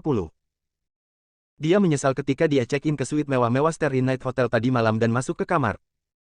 Seperti yang diharapkan dari Hotel Bintang 10, itu jauh lebih mewah daripada Hotel Bintang 8-nya. Dia bahkan berpikir untuk membeli hotel. Dia bertanya-tanya apakah pemiliknya bersedia menjual hotel ini kepadanya. David kemudian dibangunkan dari tidurnya oleh sebuah panggilan. Dia mengambil teleponnya dan menyadari bahwa itu dari Pearl. Halo, Nona Pearl, apakah ada yang salah? Tanya David. Ten, Liddell. Proyek yang sempat tertunda karena Gunther kini telah dilanjutkan kembali. Saya juga mendengar bahwa keluarga Daniel benar-benar dihancurkan dan dihapus dari sejarah. Pearl berkata dengan penuh semangat melalui telepon. Oh, sudah. Saya pikir Clinton mengatakan dia akan memberi saya jawaban yang lebih pasti besok. Cukup efisien, kan? Nah, kalau begitu, jangan buang waktu. Cari dan investasikan di lebih banyak proyek. Tidak ada yang akan berani menimbulkan masalah lagi. Petik 2. Baiklah, Tuan Liddell. Setelah mengakhiri panggilan, Pearl mulai mengatur agar orang-orang mulai bekerja. Mereka harus menunda semua negosiasi setelah Gunther menghentikan perkembangan mereka. Gunther telah mengirimkan kabar bahwa tidak ada yang akan bekerja sama lebih lanjut dengan bisnis ini jika mereka melanjutkan untuk bermitra dengan Islik. Sekarang setelah keluarga Daniels digulingkan, tidak ada orang di sekitar untuk mengancam mereka lagi dan mereka dapat terus bekerja dengan damai. Semua orang bersuka cita. Bab 212. Seperti yang diharapkan dari bos mereka, Tuan Liddell telah berhasil menyelesaikan semuanya hanya dalam sehari. Para karyawan tahu bahwa mereka memiliki masa depan yang cerah menunggu mereka karena mereka bekerja di bawah atasan seperti itu. Tidak lama setelah David mengakhiri panggilan dengan Pearl, panggilan lain masuk. David tidak mengenali nomor tak dikenal ini. Halo, siapa ini? Tanya David. David, saya sudah menghapus keluarga Daniel seperti yang Anda minta. Apa yang kamu pikirkan tentang itu? Suara Clinton terdengar dari ujung telepon. Clinton, ini luar biasa, benar-benar luar biasa. Senang berbisnis dengan Anda, Clinton. Jangan khawatir, saya juga tidak akan melupakan apa yang saya janjikan kepada Anda. Jika ada yang perlu saya bantu, silakan hubungi saya, jawab David. Kau orang yang mudah diajak bernegosiasi, David. Jika itu masalahnya, maka saya tidak akan mengganggu Anda lagi. Cari saya jika ada sesuatu yang Anda perlu bantuan di Springfield, kata Clinton. Yang paling dibutuhkan Clinton adalah janji dari David. Setelah mengakhiri panggilan dengan Clinton, David berbaring di tempat tidur tenggelam dalam pikirannya. Setelah kejadian dengan keluarga Daniel ini, David benar-benar memahami pentingnya kekuatan seseorang. Saudara-saudara Daniel jauh dari lemah, mereka kebetulan bertemu dengan Zimmerman, yang bahkan lebih kuat. Yang terakhir begitu kuat sehingga mereka tidak memiliki kesempatan untuk melawan sama sekali. Mereka bahkan tidak termasuk dalam tingkatan SCC yang lebih tinggi yang sama. Morris mungkin adalah anggota inti lama, tetapi Clinton adalah salah satu pendiri SCC. Di bawah insentif manfaat masa depan, pendiri memutuskan untuk menyingkirkan anggota inti. Sementara pendiri lain yang seharusnya menjadi pendukung Morris dan menghentikan Clinton tetap tidak tahu apa-apa sepanjang insiden itu. Ini berarti kesepakatan pasti telah dicapai antara kedua pendiri. Atau mereka telah memperdagangkan semacam keuntungan. David juga tahu bahwa Clinton tidak akan membantunya sama sekali jika dia tidak menunjukkan kekuatan yang begitu besar. Itu juga karena Clinton membutuhkan kekuatan David yang ditawarkan mantan untuk membantunya menyingkirkan keluarga Daniels. Semuanya terjadi karena kekuatan, jadi dia harus terus meningkatkan dirinya. Ini adalah hal yang paling penting. Di sisi lain, Pearl dan Rhonda tinggal di apartemen kelas atas. Dengan tubuh yang bisa membuat siapapun mimisan, Rhonda berbaring di tempat tidur sambil berbicara di telepon. Sesaat kemudian, dia meletakkan telepon dengan bingung. Dia baru saja mengetahui nasib Daniel. Dia menyadari bahwa dia telah meremehkan atasan Pearl. Hanya dalam sehari, saudara-saudara Daniels lumpuh, tuan tua Daniels sudah mati, dan keluarga Daniels telah disingkirkan. Bagian yang paling sulit dipercaya dari semua itu adalah bahwa Clinton, pendiri SCC, adalah orang di balik semua itu. Dia bertanya-tanya bagaimana David berhasil membujuk Clinton untuk membantu menyingkirkan anggota inti dalam organisasinya sendiri. Lebih jauh lagi, Morris adalah antek Silva, dan dia tidak dapat memahami mengapa Silva tidak ikut campur. Rhonda memiliki terlalu banyak pertanyaan tentang apa yang terjadi. Itu terlalu tidak logis, namun itu tidak menghentikannya untuk menjadi kebenaran. Dia harus mencari waktu untuk meminta jawaban Pearl. Dia ingin tahu apa yang terjadi ketika mereka pergi menemui Gunther kemarin dan siapa David Liddell. Bab 213. Kematian keluarga Daniel adalah insiden kecil di kota metropolitan internasional yaitu Springfield. Ditambah dengan blokade yang disengaja pada gosip oleh keluarga Zimmerman, hanya beberapa orang terpilih yang tahu kebenaran tentang apa yang terjadi. Tim Islik Internasional melanjutkan operasi normal, melakukan yang terbaik untuk membantu David membelanjakan uang dengan menyelidiki dan bernegosiasi. David kehilangan semua rasa kantuk setelah dia dibangunkan oleh panggilan, jadi dia langsung pergi ke kantor sementara Islik Internasional. Dia akan menemui pemilik gedung perkantoran ini sore ini dan mencoba membeli gedung ini sebelum dia pergi ke ibu kota. Setelah apa yang terjadi dengan keluarga Daniels, seharusnya tidak ada lagi orang bodoh buta yang berusaha mengganggu Islik Internasional. David berencana untuk mengunjungi Clinton lagi sebelum dia pergi dan meminta pria itu untuk membantunya mengawasi pembuat onar karena yang terakhir membutuhkan bantuannya. Dia mungkin juga membuat yang terbaik dari pengaturan ini. Namun, hampir semua orang keluar dari kantor ketika dia tiba. Hanya ada beberapa wanita di departemen keuangan yang bekerja di kantor. Kedatangan David menarik perhatian para wanita ini. Mereka sangat mengagumi atasan seperti itu karena dia tampan, kaya, dari latar belakang yang kuat, tetapi tidak sombong tentang hal itu. Pria itu hanya membutuhkan waktu sehari untuk menyelesaikan masalah jangka panjang yang dihadapi perusahaan. Dia terlalu sempurna dan karenanya, dia menjadi pria impian mereka. Halo, Tuan Liddell. Halo, Tuan Liddell. Para wanita segera berhenti bekerja dan menyapa David ketika mereka melihatnya masuk. Mereka semua ingin meninggalkan kesan yang baik pada atasan muda dan tampan ini. Halo, terima kasih atas kerja kerasnya. Di mana orang lain? David bertanya, melihat sekeliling kantor yang kosong.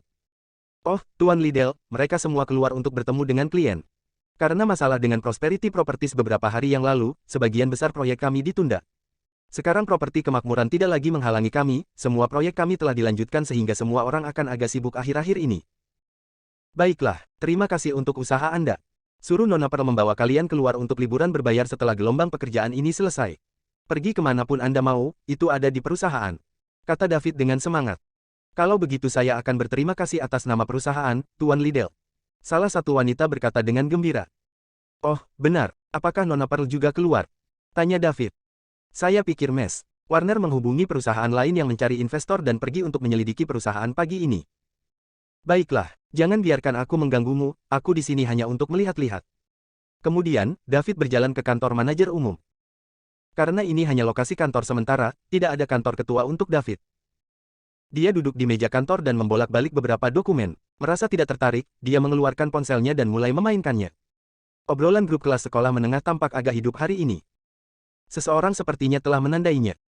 David mengetuk obrolan grup untuk membaca pesan. Dalam sekejap, dia selesai membaca ratusan pesan. Dia merasa agak sedih. Ternyata, ada teman sekelas di kelas temannya yang tinggal cukup dekat dengan Sarah. Kemudian, sekitar 2 hingga 3 tahun yang lalu, orang tua Sarah membawanya pulang. Ada desas-desus bahwa itu karena dia mengalami depresi dan mencoba bunuh diri sekali di sekolah hanya agar teman asramanya menemukannya tepat waktu. Setelah itu, pihak sekolah menghubungi orang tuanya untuk menjemputnya pulang. Bab 214. Setelah dia dibawa pulang, Sarah melakukan apa yang diperintahkan tetapi dia tidak pernah berbicara, seolah-olah dia sudah bisu. Dia tidak mengatakan sepatah kata pun bahkan setelah kembali ke rumah selama beberapa hari. Orang tuanya panik. Mereka hendak pergi ke sekolah dan meminta penjelasan. Sarah baik-baik saja sebelumnya, jadi mereka ingin tahu apa yang menyebabkan perubahan mendadak itu. Teman sekelas yang tinggal dekat dengan Sarah telah mendengar tentang apa yang terjadi dari keluarganya. Jadi sekarang dia menanyakan obrolan grup kelas apakah ada yang tahu cerita lengkapnya. Secara alami, obrolan grup akhirnya membahas masalah ini dengan penuh semangat. Pada akhirnya, mereka mengetahui bahwa David dan Sarah pernah belajar di sekolah yang sama dan menjadi pasangan selama sekolah menengah. Hal ini mengakibatkan banyak orang menandai David dan menanyakan apakah dia tahu apa yang terjadi dengan Sarah. Banyak teman sekelas bahkan bercanda bahwa David telah mencampakkan Sarah karena dia menemukan orang lain di universitas dan inilah mengapa Sarah mengalami depresi. Kemudian beberapa teman sekelas yang agak dekat dengan Sarah langsung menyebut David playboy. Tentu saja, ada juga beberapa teman sekelas yang membela David dan mengatakan bahwa tidak mungkin David akan mencampakkan Sarah mengingat betapa dia menyukainya saat itu. Mereka yakin ada lebih dari yang terlihat dalam masalah ini. Kurangnya tanggapan David berarti bahwa percakapan kemudian menyimpang dari masalah depresi Sarah ke pertemuan selama liburan musim panas. Kelas belum mengatur reuni sejak mereka lulus, dan semua orang sudah akan lulus dari universitas sekarang. Saran ini tentu saja mendapat dukungan mayoritas, jadi semua orang mulai berdiskusi kapan harus bertemu. David memikirkannya dan memutuskan bahwa dia memang harus menjelaskan dirinya sendiri sebelum semua orang menganggapnya sebagai playboy. Meskipun masalah ini tidak terlalu memengaruhinya, dia tidak suka disalahkan atas sesuatu yang tidak dia lakukan. Sarah dan aku sebenarnya sudah lama putus. Dia yang mencampakkanku, bukan sebaliknya karena dia jatuh cinta pada pria dari keluarga kaya. Tetapi saya mendengar bahwa keluarga pria itu bangkrut baru-baru ini, jadi pada dasarnya itulah yang terjadi. Anda dapat bertanya di sekitar SRU jika Anda. Jangan percaya padaku, berita itu seharusnya sudah menyebar cukup luas sekarang. Orang-orang segera mulai mendiskusikan masalah ini setelah David mengirim pesan. Jadi, dengan kata lain, Sarah yang akan datang. Dia mencampakkan Dev untuk pacar yang kaya, dan kemudian tidak dapat menerima kejutan ketika keluarga pacar kaya ini bangkrut. Petik 2. Saya kira demikian. Saya percaya kata-kata Dev. Aku tahu itu, tidak mungkin Dev akan mencampakkan Sarah. Dia sangat menyukainya di sekolah menengah. Saya pikir Dev adalah playboy, tetapi ternyata Sarah yang playgirl. Situasinya sangat menyedihkan. Jadi bagaimana jika dia menyedihkan? Dia tidak memiliki siapapun untuk disalahkan kecuali dirinya sendiri. Dev sangat baik padanya di sekolah menengah, begitu banyak dari kami para gadis yang iri padanya karena memiliki pacar yang begitu baik. Aku tidak percaya dia mencampakkan Dev demi pria kaya. Dia akan datang. Kemudian David mengirim SMS lagi, baiklah, teman-teman. Jangan bicarakan ini lagi, setiap orang berhak memilih apapun yang paling menguntungkan mereka. Saya tidak menyesali apapun, itu cukup untuk saya. Karena David telah berbicara, semua orang berhenti membicarakan masalah itu juga. Seperti yang dikatakan David, setiap orang berhak memilih apapun yang paling menguntungkan mereka. Namun, begitu Anda telah membuat pilihan, maka Anda juga harus menanggung semua konsekuensinya. Semua orang mulai mendiskusikan reuni lagi dan segera bertanya kepada David apakah dia akan hadir. David setuju dan mengatakan kepada mereka untuk hanya mengirimi dia alamat setelah diputuskan. Ini mengejutkan semua orang karena dari apa yang mereka ingat tentang David, pria itu akan selalu menghabiskan waktu luangnya selama bekerja paruh waktu. Kelas telah keluar untuk banyak pertemuan sebelumnya dan dia tidak menghadiri salah satu dari mereka, bahkan untuk kelulusan. Karena itu, mereka hanya memintanya dengan hormat dan terkejut ketika dia setuju kali ini. Bab 215. Di sebuah villa pegunungan di ibu kota. Celia saat ini sedang beristirahat di kamarnya. Hari ini adalah hari Sabtu dan dia tidak perlu pergi ke sekolah, jadi dia memutuskan untuk tidur hari ini. Hanya agar teleponnya berdering tanpa henti di pagi hari. Celia menggulir ponselnya dan menyadari bahwa obrolan grup kelas sekolah menengah sedang membahas mantan teman sekelas. Celia tinggal di ibu kota, tetapi dia bersekolah di sekolah menengah di daerah kecil kota Su. Dia telah dipindahkan ke kota Su selama tahun kedua sekolah menengahnya. Ini karena ayahnya telah pindah ke kota Su saat itu, dan ibunya, seorang pengusaha wanita yang kuat, selalu berlarian ke luar negeri untuk bekerja. Akibatnya, dia mengikuti ayahnya ke kota Su. Namun, setahun kemudian, ayahnya telah membuat nama untuk dirinya sendiri di kota Su dan dipindahkan kembali ke ibu kota.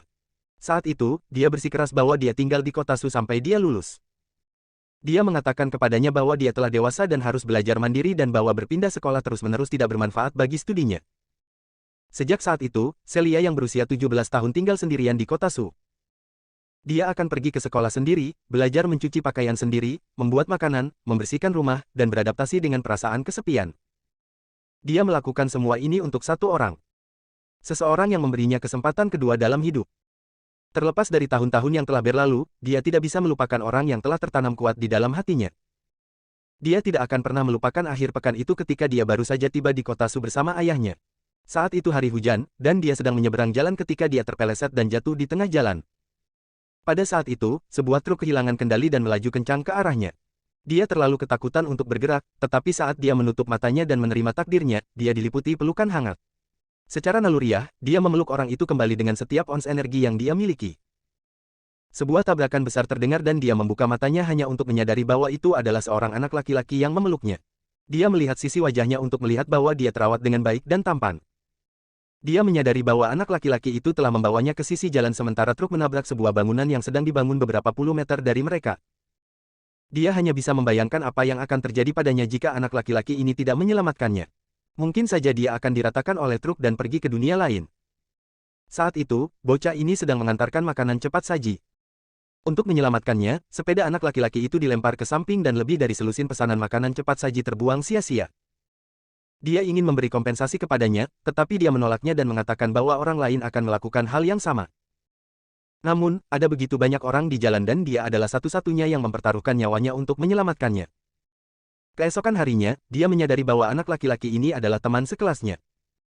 Dia sangat gembira dengan ini. Sejak saat itu, dia mulai memperhatikannya. Bocah itu mungkin tidak pernah tahu bahwa ada sepasang mata yang diam-diam memperhatikan setiap gerakannya di sekolah. Anak itu kuat, termotivasi, optimis, dan ceria. Tidak peduli seberapa buruk kondisi keluarganya, dia tidak pernah mengeluh. Setiap kali dia bebas, dia akan melakukan pekerjaan paruh waktu untuk membantu mengurangi beban keuangan keluarganya. Dia tidak punya banyak waktu luang untuk belajar, tetapi nilainya selalu bagus. Sebelum dia datang ke sekolah ini, anak laki-laki ini selalu menjadi yang pertama. Ketika dia datang ke sekolah ini, ada kalanya dia dengan sengaja membuat beberapa kesalahan dalam ujiannya agar dia bisa mengambil tempat pertama lagi. Dengan ini, mereka menjadi teman baik yang saling menghargai. Nilai mereka selalu berganti-ganti antara tempat pertama dan kedua. Ini hanya mungkin karena dia sengaja membuat kesalahan. Setahun kemudian, ayahnya meninggalkan kota Su tetapi dia bersikeras untuk tinggal karena dia tidak ingin meninggalkannya begitu cepat. Tidak lama setelah ayahnya pergi, dia menemukan pacar. Dia adalah gadis cantik dari kelas. Mereka cocok satu sama lain, dan teman sekelas menggoda bahwa mereka adalah pasangan yang dibuat di surga. Dia mengucapkan selamat kepada mereka, tetapi begitu dia kembali ke rumah, dia tidak bisa menghentikan air mata mengalir di wajahnya. Dia menghabiskan waktu lama menangis di bawah selimutnya. Dia telah membenci betapa pengecut dan lemahnya dia. Bab 216. Dia membenci dirinya sendiri karena tidak berani mengungkapkan perasaannya. Mungkin jika dia telah membuat niatnya diketahui sebelumnya, dia akan menjadi orang yang berdiri di sisinya. Dia akan menjadi orang yang disebut teman sekelasnya sebagai gadis emas. Dia berpikir panjang dan keras malam itu sebelum akhirnya mengerti. Dia akan puas jika dia bisa benar-benar bahagia. Mungkin cinta sejati bukanlah tentang kepemilikan. Dia merasa bahwa keadaan pikirannya telah meningkat pada saat itu. Meski begitu, dia terus memperhatikannya. Dia senang dengan gadis itu. Dia tidak berharap dia menjadi pria yang penuh perhatian yang akan melakukan segalanya untuk gadis itu. Dia akan menyiapkan sarapan di pagi hari, mengambil makan siang di siang hari, mengirimnya pulang sepulang sekolah. Hal ini terus berlanjut hingga kelulusan. Setelah itu, mereka masuk ke Universitas South River bersama-sama.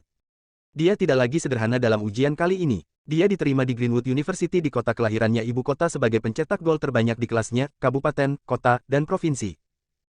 Dia juga menjadi pencetak gol terbanyak provinsi pertama dalam sejarah SMA Kota Su dan yang pertama diterima di universitas nomor 1 di negara itu.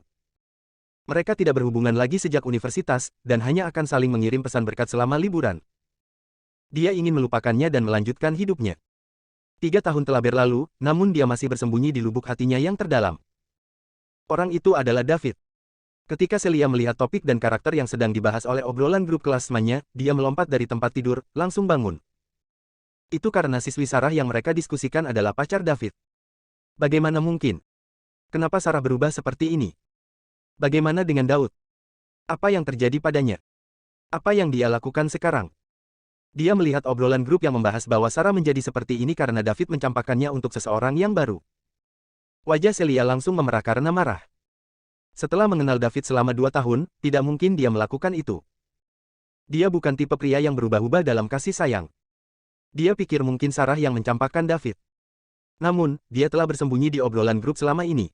Dia tahu bahwa percakapan akan beralih kepadanya jika dia mengatakan sesuatu. Karena itu, dia hanya menonton percakapan itu dalam diam, mengharapkan David muncul dan akhirnya mengatakan sesuatu.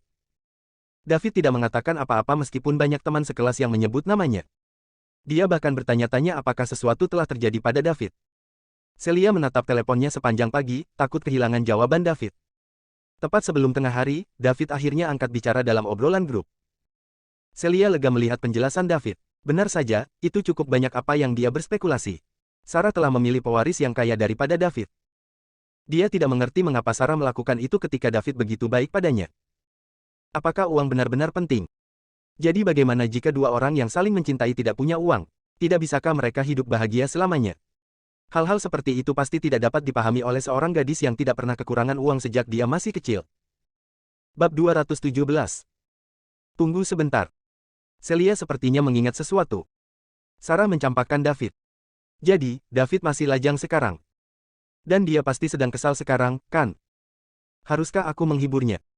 Celia duduk di tempat tidur, wajahnya yang cantik terpelintir, sementara pertengkaran sengit terjadi di benaknya. Haruskah saya mengirim pesan kepada David untuk menghiburnya? Bagaimana jika dia mengira aku menyukainya? Tapi aku memang menyukainya. Aku harus mengakui perasaanku padanya sekarang. Atau dia akhirnya akan mendapatkan pacar lain. Karena aku tidak bisa melupakannya, aku harus mencoba mengejarnya. Setelah mengambil keputusan, Celia mengeluarkan ponselnya dan mengirimi David pesan dengan tangan gemetar. Namun, dia mengetik dan menghapus pesan sederhana itu. Dia menghapusnya dan mengetik lagi. Pada akhirnya, dia telah mengubahnya lebih dari 10 kali sebelum mengatupkan giginya dan mengirimkannya ke David. Dia hanya mengirim beberapa kata. Celia, David, bagaimana kabarmu? Setelah mengirim pesan, Celia menatap ponselnya dengan gugup. Mata besarnya yang indah terbuka lebar sampai terasa perih. Anda bisa melihat bagaimana perasaannya. Lapangan musim semi. Kantor sementara Islik International. David sedang duduk di kantor manajer umum saat dia mengobrol dengan semua orang di obrolan grup. Sebuah pesan teks muncul di layar ponsel. Celia, David, bagaimana kabarmu? David mengetuk pesan teks dan mengetahui bahwa itu dari teman sekelasnya di SMA, Celia. Pikirannya terbang kembali ke sore itu beberapa tahun yang lalu. Gadis yang dia selamatkan di persimpangan kota Su. Itu berbahaya. Seorang gadis terpeleset di tengah jalan, dan sebuah truk berat tak terkendali melaju. Dia bekerja paruh waktu sebagai pengantar barang. Tanpa berpikir 2 kali, dia melemparkan sepedanya ke samping dan berlari membawanya ke pinggir jalan. Ketika dia membawa gadis itu ke pinggir jalan, truk itu melaju melewati mereka dan segera menabrak sebuah bangunan yang sedang dibangun tidak jauh dari situ. Jika dia ragu-ragu sama sekali, gadis itu akan tertabrak truk. Hampir pasti kematian jika truk seperti itu menabrak seseorang. Saat itu juga hujan, dan ada lokasi konstruksi di sekitar persimpangan, yang membuat jalan licin.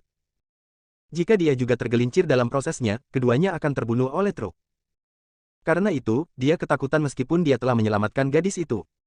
Setelah menyelamatkan gadis itu, dia menyadari bahwa itu adalah teman sekelas barunya, Celia. Karena penyelamatan itu, lebih dari selusin pesanan takeaways-nya telah dirobohkan. Bosnya bahkan memotong gajinya setengah bulan. Dia masih ingat hari pertama Celia di sekolah, dan dia segera menyebabkan kegemparan di antara hampir semua anak laki-laki di sekolah. Semua orang mulai mengalami cinta di sekolah menengah, dan Celia memuaskan hampir semua citra anak laki-laki tentang Dewi yang sempurna. Gaun putihnya, rambut pirang, dan fitur halus yang sempurna membuatnya tampak seolah-olah dia baru saja keluar dari lukisan. David juga terkesan dengannya, tetapi dia tidak terlalu memperhatikannya. Semasa SMA, dia sibuk setiap hari, berniat menghasilkan lebih banyak uang untuk meringankan beban keluarga Bibi Sally dan Bibi Diana. Sejak dia menyelamatkannya, kedua orang itu perlahan menjadi akrab satu sama lain, akhirnya menjadi teman dekat. Baru setelah dia berkumpul dengan Sarah dia mulai menjauhkan diri dari Celia karena Sarah sangat cemburu sehingga dia tidak ingin dia bergaul dengan Celia. Sebagai seorang pria, David bisa merasakan bagaimana Celia memperlakukannya secara berbeda. Namun, dia tidak berani menerimanya. Celia seperti awan yang indah di cakrawala, terlihat tetapi tidak terjangkau. Orang tuanya meninggal ketika dia masih muda, dan dia sering dianiaya oleh paman Bobby sampai dia pindah ke rumah bibi Sally di sekolah menengah. Oleh karena itu, ia memiliki harga diri yang rendah. Bab 218. Itu tidak mungkin. Namun, dia mencoba berpura-pura seolah-olah tidak ada yang terjadi untuk menyembunyikan rasa rendah diri yang terkubur jauh di dalam hatinya. Selain itu, dia takut Celia memperlakukannya seperti itu karena rasa terima kasih. Dia pikir dia mengasihani dia. Oleh karena itu, sedikit kebanggaan dan alasan yang dia tinggalkan memberitahunya bahwa gadis-gadis seperti Celia berada di luar jangkauannya. Setelah dia mendapatkan Sarah, dia perlahan melupakan Celia. 3 tahun telah berlalu. Selain bertukar kata ketika mereka mengirim berkas selama liburan, mereka hampir tidak berbicara. Dia tidak berharap dia mengiriminya pesan tiba-tiba. Dia pasti sudah membaca pesan yang dia kirim di obrolan grup. Dia mengirim pesan kembali. David, aku baik-baik saja. Bagaimana denganmu, Celia? Di sisi lain, Celia menatap layar ponselnya saat akhirnya menerima jawaban. Dia langsung sangat gembira. Dia mengetik pesan lain dan mengirimkannya ke David. Celia, aku juga baik-baik saja. David, kapan kamu datang ke ibu kota? Aku akan menunjukkanmu keliling kota metropolitan internasional. Ibu kota itu menarik dan memiliki banyak tempat wisata. David, tentu. Kebetulan saya mungkin akan datang ke ibu kota dalam beberapa hari. Saya akan mengganggu Anda saat itu karena saya tidak akrab dengan ibu kota. Celia membeku ketika dia melihat pesan David. David akan datang ke ibu kota. Dan dalam beberapa hari. Aku tidak memimpikannya, kan? Celia, benarkah? Apa kamu yakin tidak menggodaku? David, tentu saja.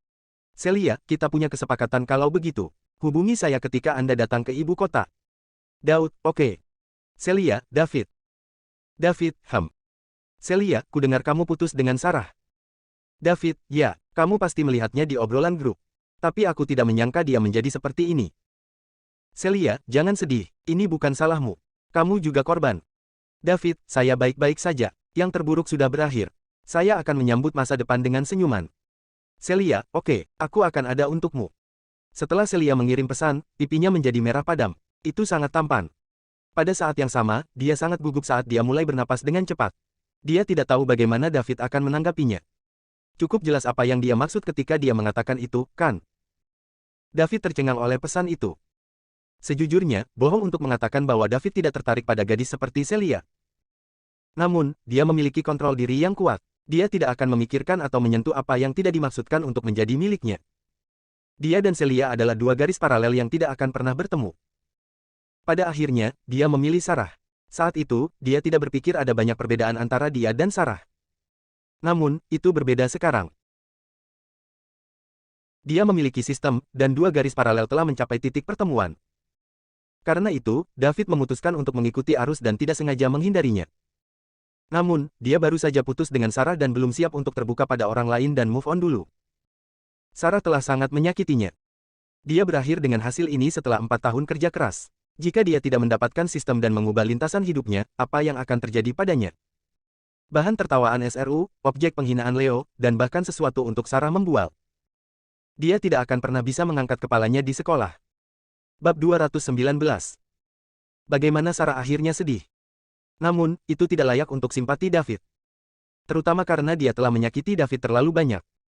Tidak ada yang salah dengan putus ketika dua orang berhenti mencintai satu sama lain. Namun, Sarah bahkan mempermalukannya untuk menyenangkan Leo setelah putus, yang menurut David terlalu menyakitkan. Sebelum dia kembali normal, dia memutuskan untuk tidak menanggapi petunjuk Celia dan menunggu beberapa saat. Pertama, karena itu, dia berkata, saya akan menghubungi Anda ketika saya di ibu kota. Di sisi lain, Celia menunggu dengan cemas, dan David akhirnya membalas SMS. Namun, dia agak bingung dengan isi pesannya. Apa artinya itu? Apakah saya tidak membuat diri saya cukup jelas? Kenapa dia sepadat pohon? Apakah saya harus mengatakan, David, saya menyukaimu dan ingin bersamamu? Bisakah saya menjadi pacar Anda, agar dia menerima petunjuknya? Cukup sulit bagi seorang gadis untuk mengatakan itu, oke. Oh, dia benar-benar babi. Namun, Celia bersorak ketika dia ingat bahwa David akan segera datang ke ibu kota dan mereka bisa saling bertemu. Oke, aku hanya akan memberitahunya segera. Dia bilang dia akan tetap menghubungiku. Aku tidak akan menerima apapun selain jawaban yang pasti. Pada saat itu, ada ketukan di pintu Celia. Suara ibunya Mindy Graham datang dari luar pintu. Celia, ini hampir tengah hari. Kenapa kamu masih tidur? Bangun, kami punya tamu. Bukankah gadis besar sepertimu malu? Oh, ibu, ini hari Sabtu. Biarkan aku tidur lebih lama lagi. Tidur, sudah kubilang kita punya tamu. Cepat turun dan sambut mereka. Itu tamumu. Saya tidak mengenal mereka. Kenapa aku harus turun? Kamu tidak akan pernah mengenal mereka jika kamu tidak turun. Cepat turun setelah mandi. Jangan membuatku meneleponmu lagi. Mindy berbalik dan turun setelah dia selesai berbicara. Celia dengan marah turun dari tempat tidur dan mulai mandi. Dia tidak punya pilihan. Jika ibunya datang ke sini untuk kedua kalinya, dia akan membuka selimutnya. Celia turun ke bawah setelah mandi. Dia melihat seorang ibu dan anak berbicara dengan ibunya di ruang tamu. Ayahnya, John Yang, duduk di samping mereka, membaca koran. Ayah, Mama, Celia berteriak ketika dia pergi ke ruang tamu. Celia, cepatlah, izinkan saya memperkenalkan Anda kepada mitra bisnis saya, Bibi Caitlin, dan ini putranya Joshua Houston. Joshua adalah siswa top yang baru saja kembali dari belajar di luar negeri. Kamu harus berbicara satu sama lain, kata Mindy kepada Celia sambil tersenyum. Bibi Mindy, aku bukan siswa berprestasi. Saya mendengar bahwa Celia pergi ke Greenwood University, sebuah universitas terkenal di dunia. Celia lah yang menjadi siswa top, kata Joshua dengan rendah hati. Dia menatap Celia, matanya hampir keluar dari kepalanya. Wajah Celia masih basah karena mandi setelah bangun dari tempat tidur. Dia tidak memakai riasan dan mengenakan piyama longgar. Sebagai pewaris kaya raya, Joshua adalah tangkapan yang bagus. Tingginya lebih dari 1,8 meter dan memiliki penampilan yang cukup bagus. Dia juga berkencan dengan banyak wanita selama bertahun-tahun. Namun, dari segi level, tak satu pun wanita yang dikencaninya sepersepuluh sebagus Celia tanpa riasan. Setidaknya dia berpikir begitu. Dengan ketampanan mencapai sekitar 6 atau 7, setiap wanita bisa menjadi 8 atau 9 setelah merias wajah. Sangat jarang bertemu dengan 9,5 tanpa riasan, seperti Celia. Ibunya telah membawanya ke sini hari ini untuk memperkenalkannya kepada putri salah satu mitra bisnisnya, yang juga seorang mahasiswa top di Universitas Greenwood. Dia awalnya menolak gagasan itu.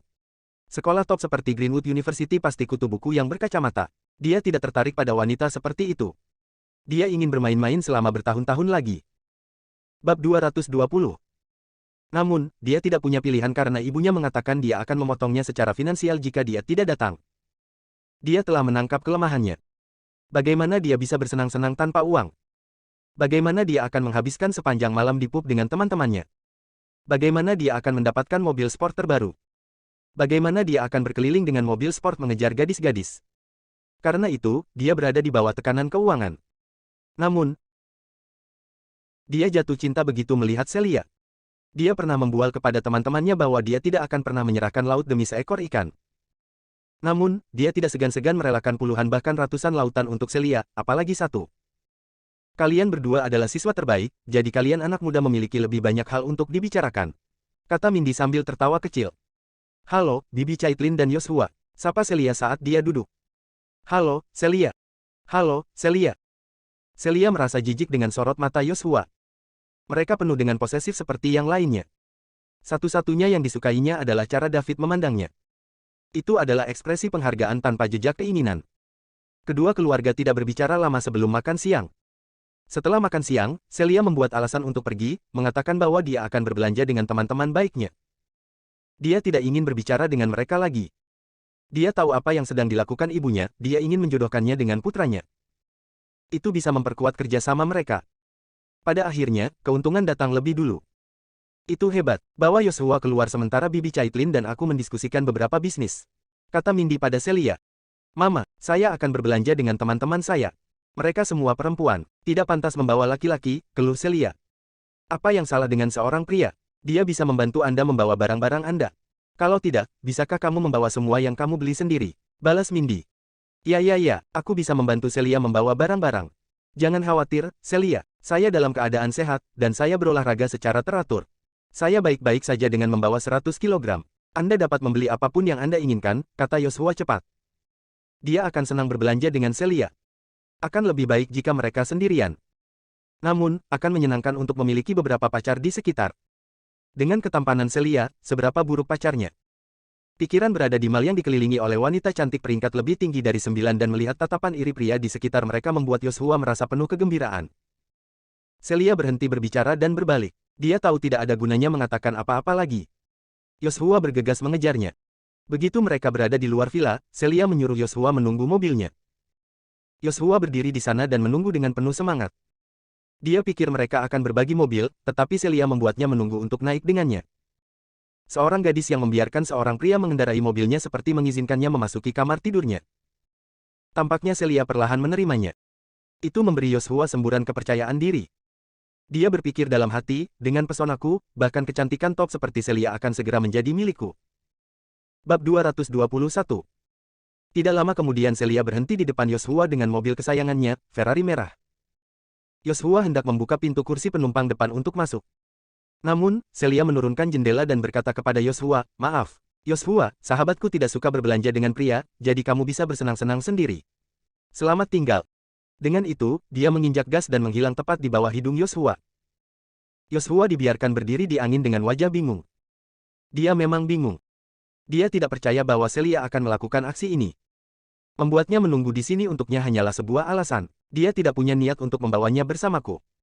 Dia tidak bisa menyingkirkannya jika dia mengemudi dan mengikutinya, tetapi sudah terlambat baginya untuk mulai mengemudi sekarang. Dia tidak bisa mengejarnya. Apa yang harus saya lakukan? Kembali. Aku tidak bisa menanggung penghinaan. Mereka berdua pergi bersama, tetapi dia kembali sendirian. Akhirnya, dia memutuskan untuk pergi dan minum bersama teman-temannya. F***. Celia tidak pulang sampai malam. Dia melihat ayahnya John dan ibunya Mindy duduk di sofa di ruang tamu segera setelah dia memasuki rumahnya. Dia ingin menyelinap ke atas. Namun, Mindy menghentikannya. Dia hanya bisa duduk bersama mereka. "Bagaimana, Celia?" tanya Mindy. "Bagaimana apa?" Celia bertanya, pura-pura tidak mengerti. "Jangan berpura-pura bodoh, Yoshua. Dia tidak istimewa." Celia menjawab dengan santai. "Apa maksudmu dia tidak istimewa? Dia adalah siswa top yang pernah belajar di luar negeri. Mama, dia bahkan tidak akan memberitahu kami dari sekolah mana dia lulus.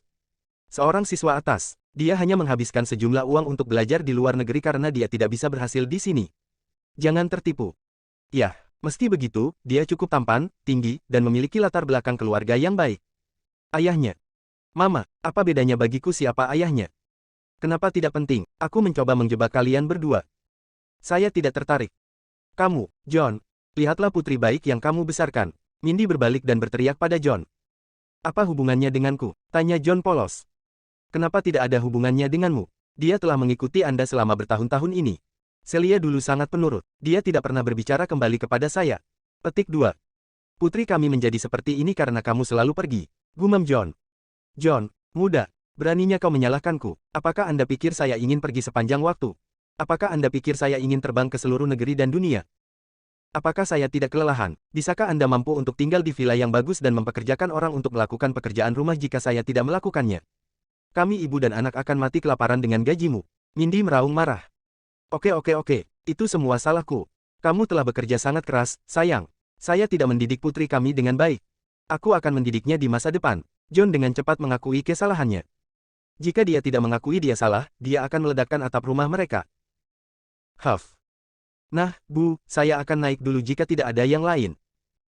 "Tunggu, saya belum selesai. Apakah kamu tidak memiliki perasaan untuk Yoshua?" Mindy bertanya dengan sungguh-sungguh. "Ya, dan aku masih sekolah. Apa kau begitu ingin menikahkanku?" Celia berkata dengan sedikit sedih. Bab 222. "Celia, aku tidak ingin menikahkanmu. Saya hanya mencoba mencarikan Anda pria hebat. Sama seperti Yoshua, tinggi, penampilan, status, dan latar belakangnya setidaknya lebih baik daripada mereka yang masih sekolah. Saya hanya tidak ingin Anda membuang waktu Anda dengan siswa miskin. Apa yang membuatnya lebih baik dari orang lain? Bukankah dia hanya pewaris kaya yang hanya mengandalkan orang tuanya?" balas Celia. "Jadi bagaimana jika dia pewaris kaya? Apa yang salah dengan ahli waris yang kaya? Selama dia baik, ambisius, dan orang tuanya membantunya, dia mungkin bisa mengungguli orang tuanya di masa depan." Baiklah. Kamu benar, tapi aku masih muda. Saya tidak ingin berkencan sepagi ini. Maukah kamu berhenti mendorongku?" Celia memohon. "Tidak, ada yang salah. Apa kamu punya pacar di sekolah?" tanya Mindy tiba-tiba. Apa? Aku tidak punya pacar. Jangan mengada-ada." Celia menjawab dengan gugup. "Ada sesuatu yang mencurigakan tentang kegugupanmu. Saya sudah berkecimpung di dunia bisnis selama bertahun-tahun. Apakah Anda pikir saya tidak bisa melihat apa yang Anda lakukan? Katakan padaku. Siapa dia?" kata Mindy tegas. John juga meletakkan korannya dan menatap Celia. Dia tidak tahu putrinya punya pacar. Jika benar, ini serius dan perlu ditangani. Gadis-gadis mudah diintimidasi. "Mama, itu benar. Bisakah kamu berhenti mengada-ada? John, lihatlah putri baik yang kamu besarkan. Celia, katakan padaku jika kamu punya pacar." Kami tidak mempersulit Anda, tetapi Anda sebagai seorang gadis harus memiliki harga diri, mengerti? Kata John. Ayah, saya benar-benar tidak punya. Bagaimana mungkin kamu tidak percaya padaku? Celia berkata dengan sedih. Apakah dia satu sekolah denganmu? Atau apakah dia kuliah di universitasmu? Tunggu sebentar. Sesuatu terulang pada John. Celia mengikutinya ke kota Su selama 1 tahun di sekolah menengah. Dia dipindahkan kembali, tetapi dia menolak untuk kembali dan ingin melanjutkan sekolah di sana, mengatakan dia harus belajar mandiri sejak dia dewasa. Dia mengira putrinya telah dewasa. Melihat ke belakang, bisakah mereka berkumpul pada saat itu? Selama tahun itu, kami hanya pergi menemuinya sesekali. Mereka tidak pindah saat itu, kan? Itu mungkin. John merasa patah hati dengan pemikiran itu. Beberapa pang berhasil memikat putri cantiknya. Jika dia tahu siapa itu, dia akan mematahkan kakinya. Celia, katakan yang sebenarnya. Apakah Anda menolak untuk mengikuti saya kembali selama tahun senior hanya untuk bersamanya? John bertanya setelah tenang. Apa, Celia, jadi kamu tidak ingin kembali selama tahun senior agar kamu bisa bersamanya? Bicaralah, apakah Anda tinggal bersama pada waktu itu? Apakah Anda pikir Anda siap untuk melebarkan sayap dan meninggalkan sarang, gadis terkutuk? Beraninya kau pindah dengan orang lain tanpa memberitahu kami? Apakah Anda mencoba membuat kami kesal? Mindy sangat marah setelah mendengar apa yang dikatakan John. Apakah putri mereka pindah dengan orang lain tanpa memberitahu mereka? Itu sangat mengerikan. Intinya adalah mereka bahkan tidak tahu siapa bocah itu. Itulah yang paling membuat mereka marah. Ayah, Mama, apa yang kau bicarakan? Saya tidak pindah dengan siapapun. Celia hampir menangis. John, kamu telah melakukan pekerjaan dengan sangat baik. Bagaimana mungkin Anda tidak tahu bahwa ada sesuatu yang terjadi dengan putri Anda? Bagaimana Anda membesarkan anak-anak kita? Mindy berbalik untuk menanyai John. John tidak mengatakan apa-apa. Itu memang salahnya. Dia tahu siapa itu. David Liddell. Seorang anak laki-laki yang menyelamatkan nyawa putrinya, yang juga teman sekelasnya. Dia ingat putrinya sering menyebut-nyebutnya saat itu. Dia bahkan meminta putrinya untuk mengundangnya, tetapi dia sepertinya menolak. Dia juga sibuk dengan pekerjaan saat itu, jadi dia tidak memperhatikannya lagi. Dia bahkan tidak punya waktu untuk berterima kasih kepada David. Sekarang sepertinya dia memang gagal dalam tugasnya sebagai seorang ayah. Bab 223.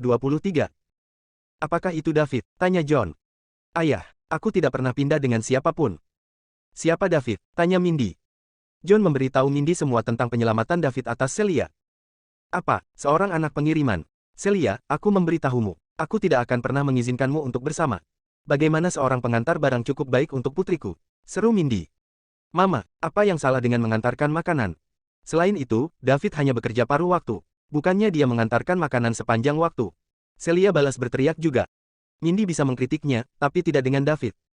David mempertaruhkan nyawanya sendiri untuk menyelamatkannya. Jadi kau mengakuinya? Mindy merasakan tekanan darahnya sedikit meningkat. Apakah putrinya berkencan dengan teman sekelas yang mengantarkan makanan? Bagaimana dia bisa menerima itu? Celia selalu menjadi kebanggaannya. Dia telah melatih Celia sejak usia dini, terlepas dari biayanya. Celia juga pekerja keras. Dia bisa bermain piano, bermain catur, kaligrafi, menyanyi, menari, dan melakukan hampir semua hal. Yang terpenting, dia mengembangkan temperamen Celia. Dia percaya putrinya adalah pusat perhatian mutlak kemanapun dia pergi. Namun, putri yang luar biasa seperti itu telah memilih untuk bersama seorang pengantar barang. Bahkan jika dia bukan anak pengantar barang, dia bekerja paruh waktu mengantarkan makanan alih-alih belajar keras di sekolah menengah. Seberapa mampukah keluarganya? Tidak. Dia tidak bisa membiarkan David menghancurkan putrinya. Mereka harus putus. Kamu harus segera putus. Mindy memerintahkan Celia. Tidak, aku ingin bersama David. Dia mempertaruhkan nyawanya untuk menyelamatkanku. Tidak apa-apa kalau kamu tidak berterima kasih padanya, tapi bagaimana kamu bisa mengatakan hal seperti itu? Seru Celia. Celia, David menyelamatkan hidup Anda, dan kami sangat berterima kasih kepadanya, tetapi Anda tidak boleh memberikan diri Anda kepadanya hanya karena dia menyelamatkan hidup Anda. Ini bukan cinta, Anda hanya ingin membalas kebaikannya. Kamu tidak akan bahagia di masa depan, disarankan John. Ayah, bagaimana kamu tahu kami tidak akan bahagia? David berpikiran kuat, ambisius, optimis, dan ceria. Dia 100 kali lebih baik daripada yang baru saja diperkenalkan oleh Ibu Yosua.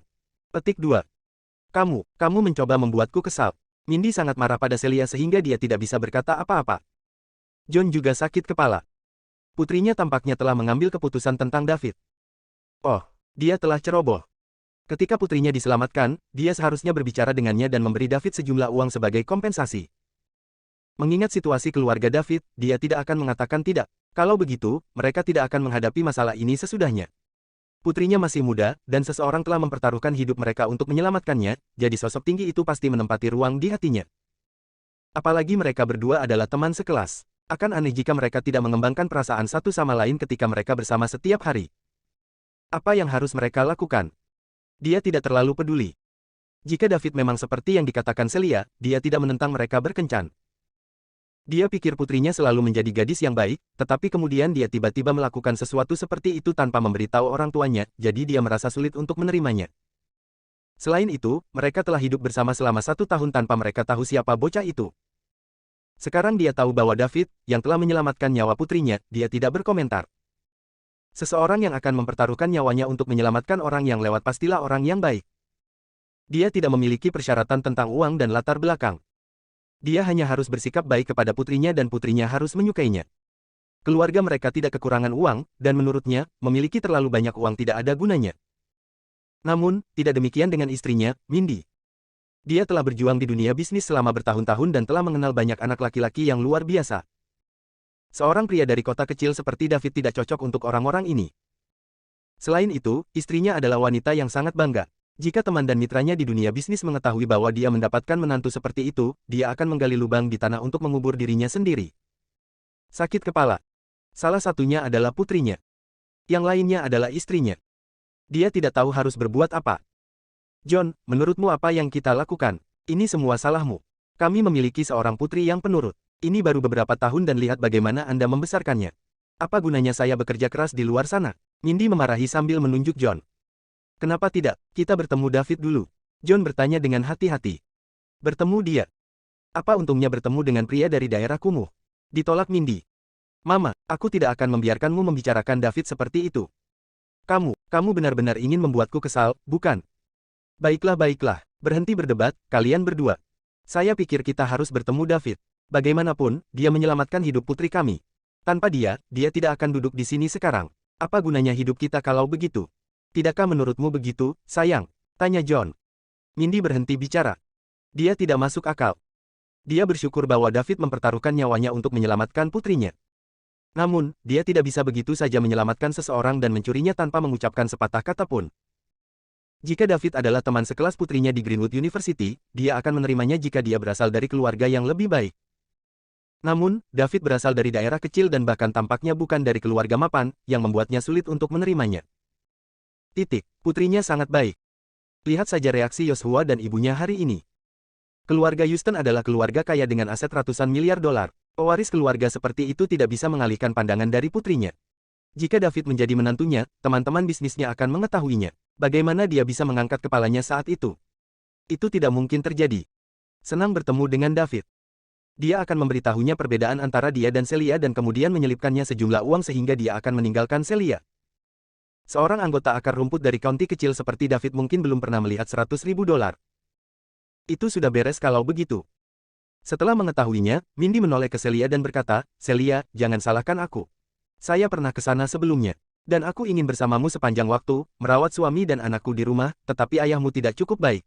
Gajinya yang kecil hanya bisa mencegah kita dari kelaparan, tapi aku ingin yang terbaik untukmu. Jadi saya hanya bisa bekerja keras. Kalau tidak, menurut Anda bagaimana Anda mendapatkan rumah besar ini dan mobil yang Anda kendarai? Percaya padaku, aku tidak akan menyakitimu. Bab 224. Celia merasa lebih buruk ketika Mindy begitu bijaksana dan bijaksana. Dia lebih suka jika Mindy mengkritiknya seperti yang dia lakukan pada awalnya. Dia juga tahu betapa sulitnya bagi ibunya selama ini untuk membiarkan keluarga mereka menjalani kehidupan yang baik. Namun, dia tidak bisa melupakan David. Sudah 3 tahun, dan mereka belum pernah bertemu sejak itu, tetapi dia masih tidak bisa melupakannya. Dia masih ingat profil wajah David ketika dia menyelamatkannya. Perasaan bukanlah sesuatu yang bisa Anda kendalikan. Apakah dia tidak memiliki orang yang mengejarnya di universitas? Dia melakukannya. Banyak. Ada begitu banyak dari mereka. Universitas top seperti Greenwood University mengumpulkan elit dan talenta dari seluruh negeri dan bahkan dunia. Ada juga orang yang jauh lebih baik daripada Joshua. Namun, dia tidak punya perasaan untuk mereka. Ketika Celia mengetahui David akan datang ke ibu kota di pagi hari, jantungnya berdetak lebih cepat, dan darahnya mengalir lebih cepat. Mama, saya tahu betapa kerasnya Anda telah bekerja selama bertahun-tahun. Saya juga tahu Anda menginginkan yang terbaik untuk saya. Tapi aku benar-benar tidak bisa melupakan David. Celia menangis ketika dia memeluk Mindy. Tidak apa-apa, tidak apa-apa. Ayo kita temui David dulu. Mindy menghibur saat dia menepuk punggung Celia. Sepertinya dia hanya bisa memulai dengan David. Solusi terbaik adalah membiarkan David mengetahui perbedaan di antara mereka dan membuatnya mundur sendiri. John tampak tak berdaya. Istrinya kompetitif dan suka bersaing dengan orang lain. Dia cemburu pada sahabat dan teman sekelasnya yang mengendarai mobil mewah dan tinggal di rumah mewah, jadi dia bersikeras untuk berbisnis. Pada akhirnya, dia bahkan menyalahkannya. Gajinya tidak tinggi, tetapi cukup bagi keluarganya untuk menjalani kehidupan yang nyaman di ibu kota, dan ada banyak ruang untuk perbaikan. Mengapa dia berbicara seolah-olah itu tidak cukup untuk memasukkan makanan ke dalam mulut mereka? Meskipun dia tidak menawarkan bantuan substansial untuk pekerjaannya, bisnisnya tidak akan berjalan begitu mudah jika dia tidak memiliki posisinya saat ini. Apakah dia pikir uang jatuh dari langit? Oh, namun, tahun-tahun ini memang agak sulit baginya. Terlepas dari kebanggaannya, ayah dan anak perempuannya juga diuntungkan. Kenyataannya, dia benar-benar tidak mampu membeli mobil dan rumah mewah dengan gajinya saat ini. Ibu dan anak itu berpelukan cukup lama. Melihat Celia sudah tenang, Mindy bertanya, "Celia, apa yang sedang David lakukan sekarang?" "Dia kuliah di Universitas South River di Provinsi South River," jawab Celia. Universitas South River juga tidak buruk. Setidaknya itu salah satu dari 10 universitas terbaik di negara ini. "Seberapa sering Anda melihat satu sama lain ketika Anda begitu jauh?" tanya Mindy lagi. Celia mengira dia tidak bisa mengatakan yang sebenarnya sekarang. Jika orang tuanya mengetahui bahwa dia bahkan belum mulai berkencan dengan David, dia tidak akan pernah mendapat kesempatan. Karena orang tuanya mengira dia dan David telah tinggal bersama, biarlah. Apa yang telah dilakukan tidak dapat dibatalkan. Dia bisa memaksa mereka untuk setuju dengan cara ini. Bab 225. Itu tidak pasti. Terkadang David menyempatkan diri untuk datang ke ibu kota selama liburan, dan saya akan menemaninya selama beberapa hari. Bisik Celia. Dia tidak terbiasa berbohong kepada orang tuanya. Jadi kalian bertemu setiap liburan selama kuliah? Ya. Jadi kamu tidak kembali dengan ayahmu selama tahun seniormu karena David juga? Celia mengertakkan gigi dan menjawab, ya. Kamu, Mindy sangat marah sehingga dia tidak bisa berkata-kata. Kapan kamu bertemu selanjutnya? David bilang dia akan datang ke ibu kota dalam beberapa hari. Oke, undang dia ke rumah kita saat dia ada di sini. Kita bisa bertemu dengannya dan berterima kasih padanya. Mindy menekankan kata, terima kasih. Dia bilang dia punya sesuatu untuk dilakukan di ibu kota. Apa yang harus dilakukan seorang mahasiswa seperti dia? Bukankah itu hanya alasan untuk bertemu denganmu? Undang dia, kamu dengar aku. Oke, saya mengerti. Baiklah, kami sudah selesai denganmu. Naik ke atas dan istirahat. Oke, selamat malam, ayah dan ibu. Celia naik ke atas. Dia harus mencari cara untuk membuat David datang ke rumahnya dan berurusan dengan orang tuanya. John dan istrinya segera ditinggalkan sendirian di ruang tamu. John, apa yang akan kita lakukan tentang ini? Mindy bertanya dengan amarah yang tertahan. Sayang, tenang dulu, menghibur John. Bagaimana mungkin aku tidak marah? Celia dulu sangat penurut. Dia tidak pernah berbicara kembali kepada saya, dan sekarang dia berbicara kembali kepada saya untuk seorang pengantar. Piano, catur, melukis, menyanyi, menari, dan etiket sosial yang saya pelajari darinya sekarang semuanya sia-sia. Mindy marah. Bagaimana mereka sia-sia? Bukankah dia baik-baik saja? Tanya John. Bagaimana mereka tidak sia-sia? Jika Celia menikahi David, dia akan tinggal di rumah mungil dan tidak akan bahkan mampu membayar pembantu. Dia harus berbelanja bahan makanan, memasak, mencuci pakaian, bersih-bersih, dan merawat anak-anak. Bukankah semua keterampilan itu dipelajari dengan sia-sia? Dia akan menjadi wanita parubaya dengan wajah kuyu dalam beberapa tahun. Mengapa gadis ini mengecewakan kita? Kenapa dia tidak mengerti niat baikku? Kamu akan berada di sini untuknya, bukan? Anda membuat begitu banyak uang. Mengapa Anda tidak membantu mereka sedikit? Petik 2. Kamu, John, apakah kamu ingin mereka bersama? Kamu baru saja mengatakannya sendiri. Kenapa kau menyalahkanku lagi? Tanya John polos.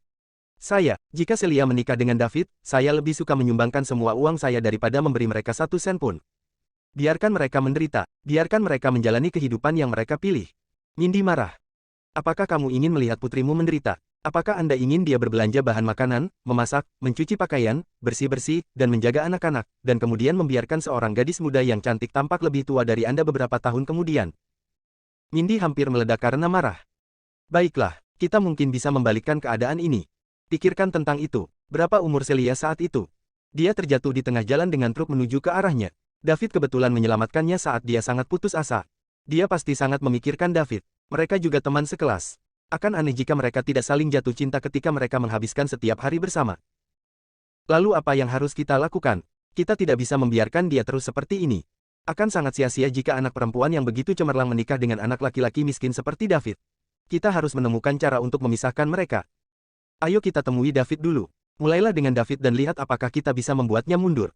Jika itu tidak berhasil, kami akan meminimalkan peluang mereka untuk bertemu satu sama lain. Selama liburan, sisihkan pekerjaan Anda untuk sementara waktu dan ajak putri kami jalan-jalan. Perasaan mereka satu sama lain perlahan akan memudar setelah mereka tidak bertemu untuk waktu yang lama.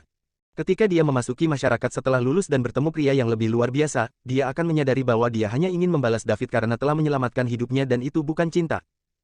Mindy memikirkannya sejenak sebelum berkata, "Oke, ayo lakukan itu." Bab selanjutnya.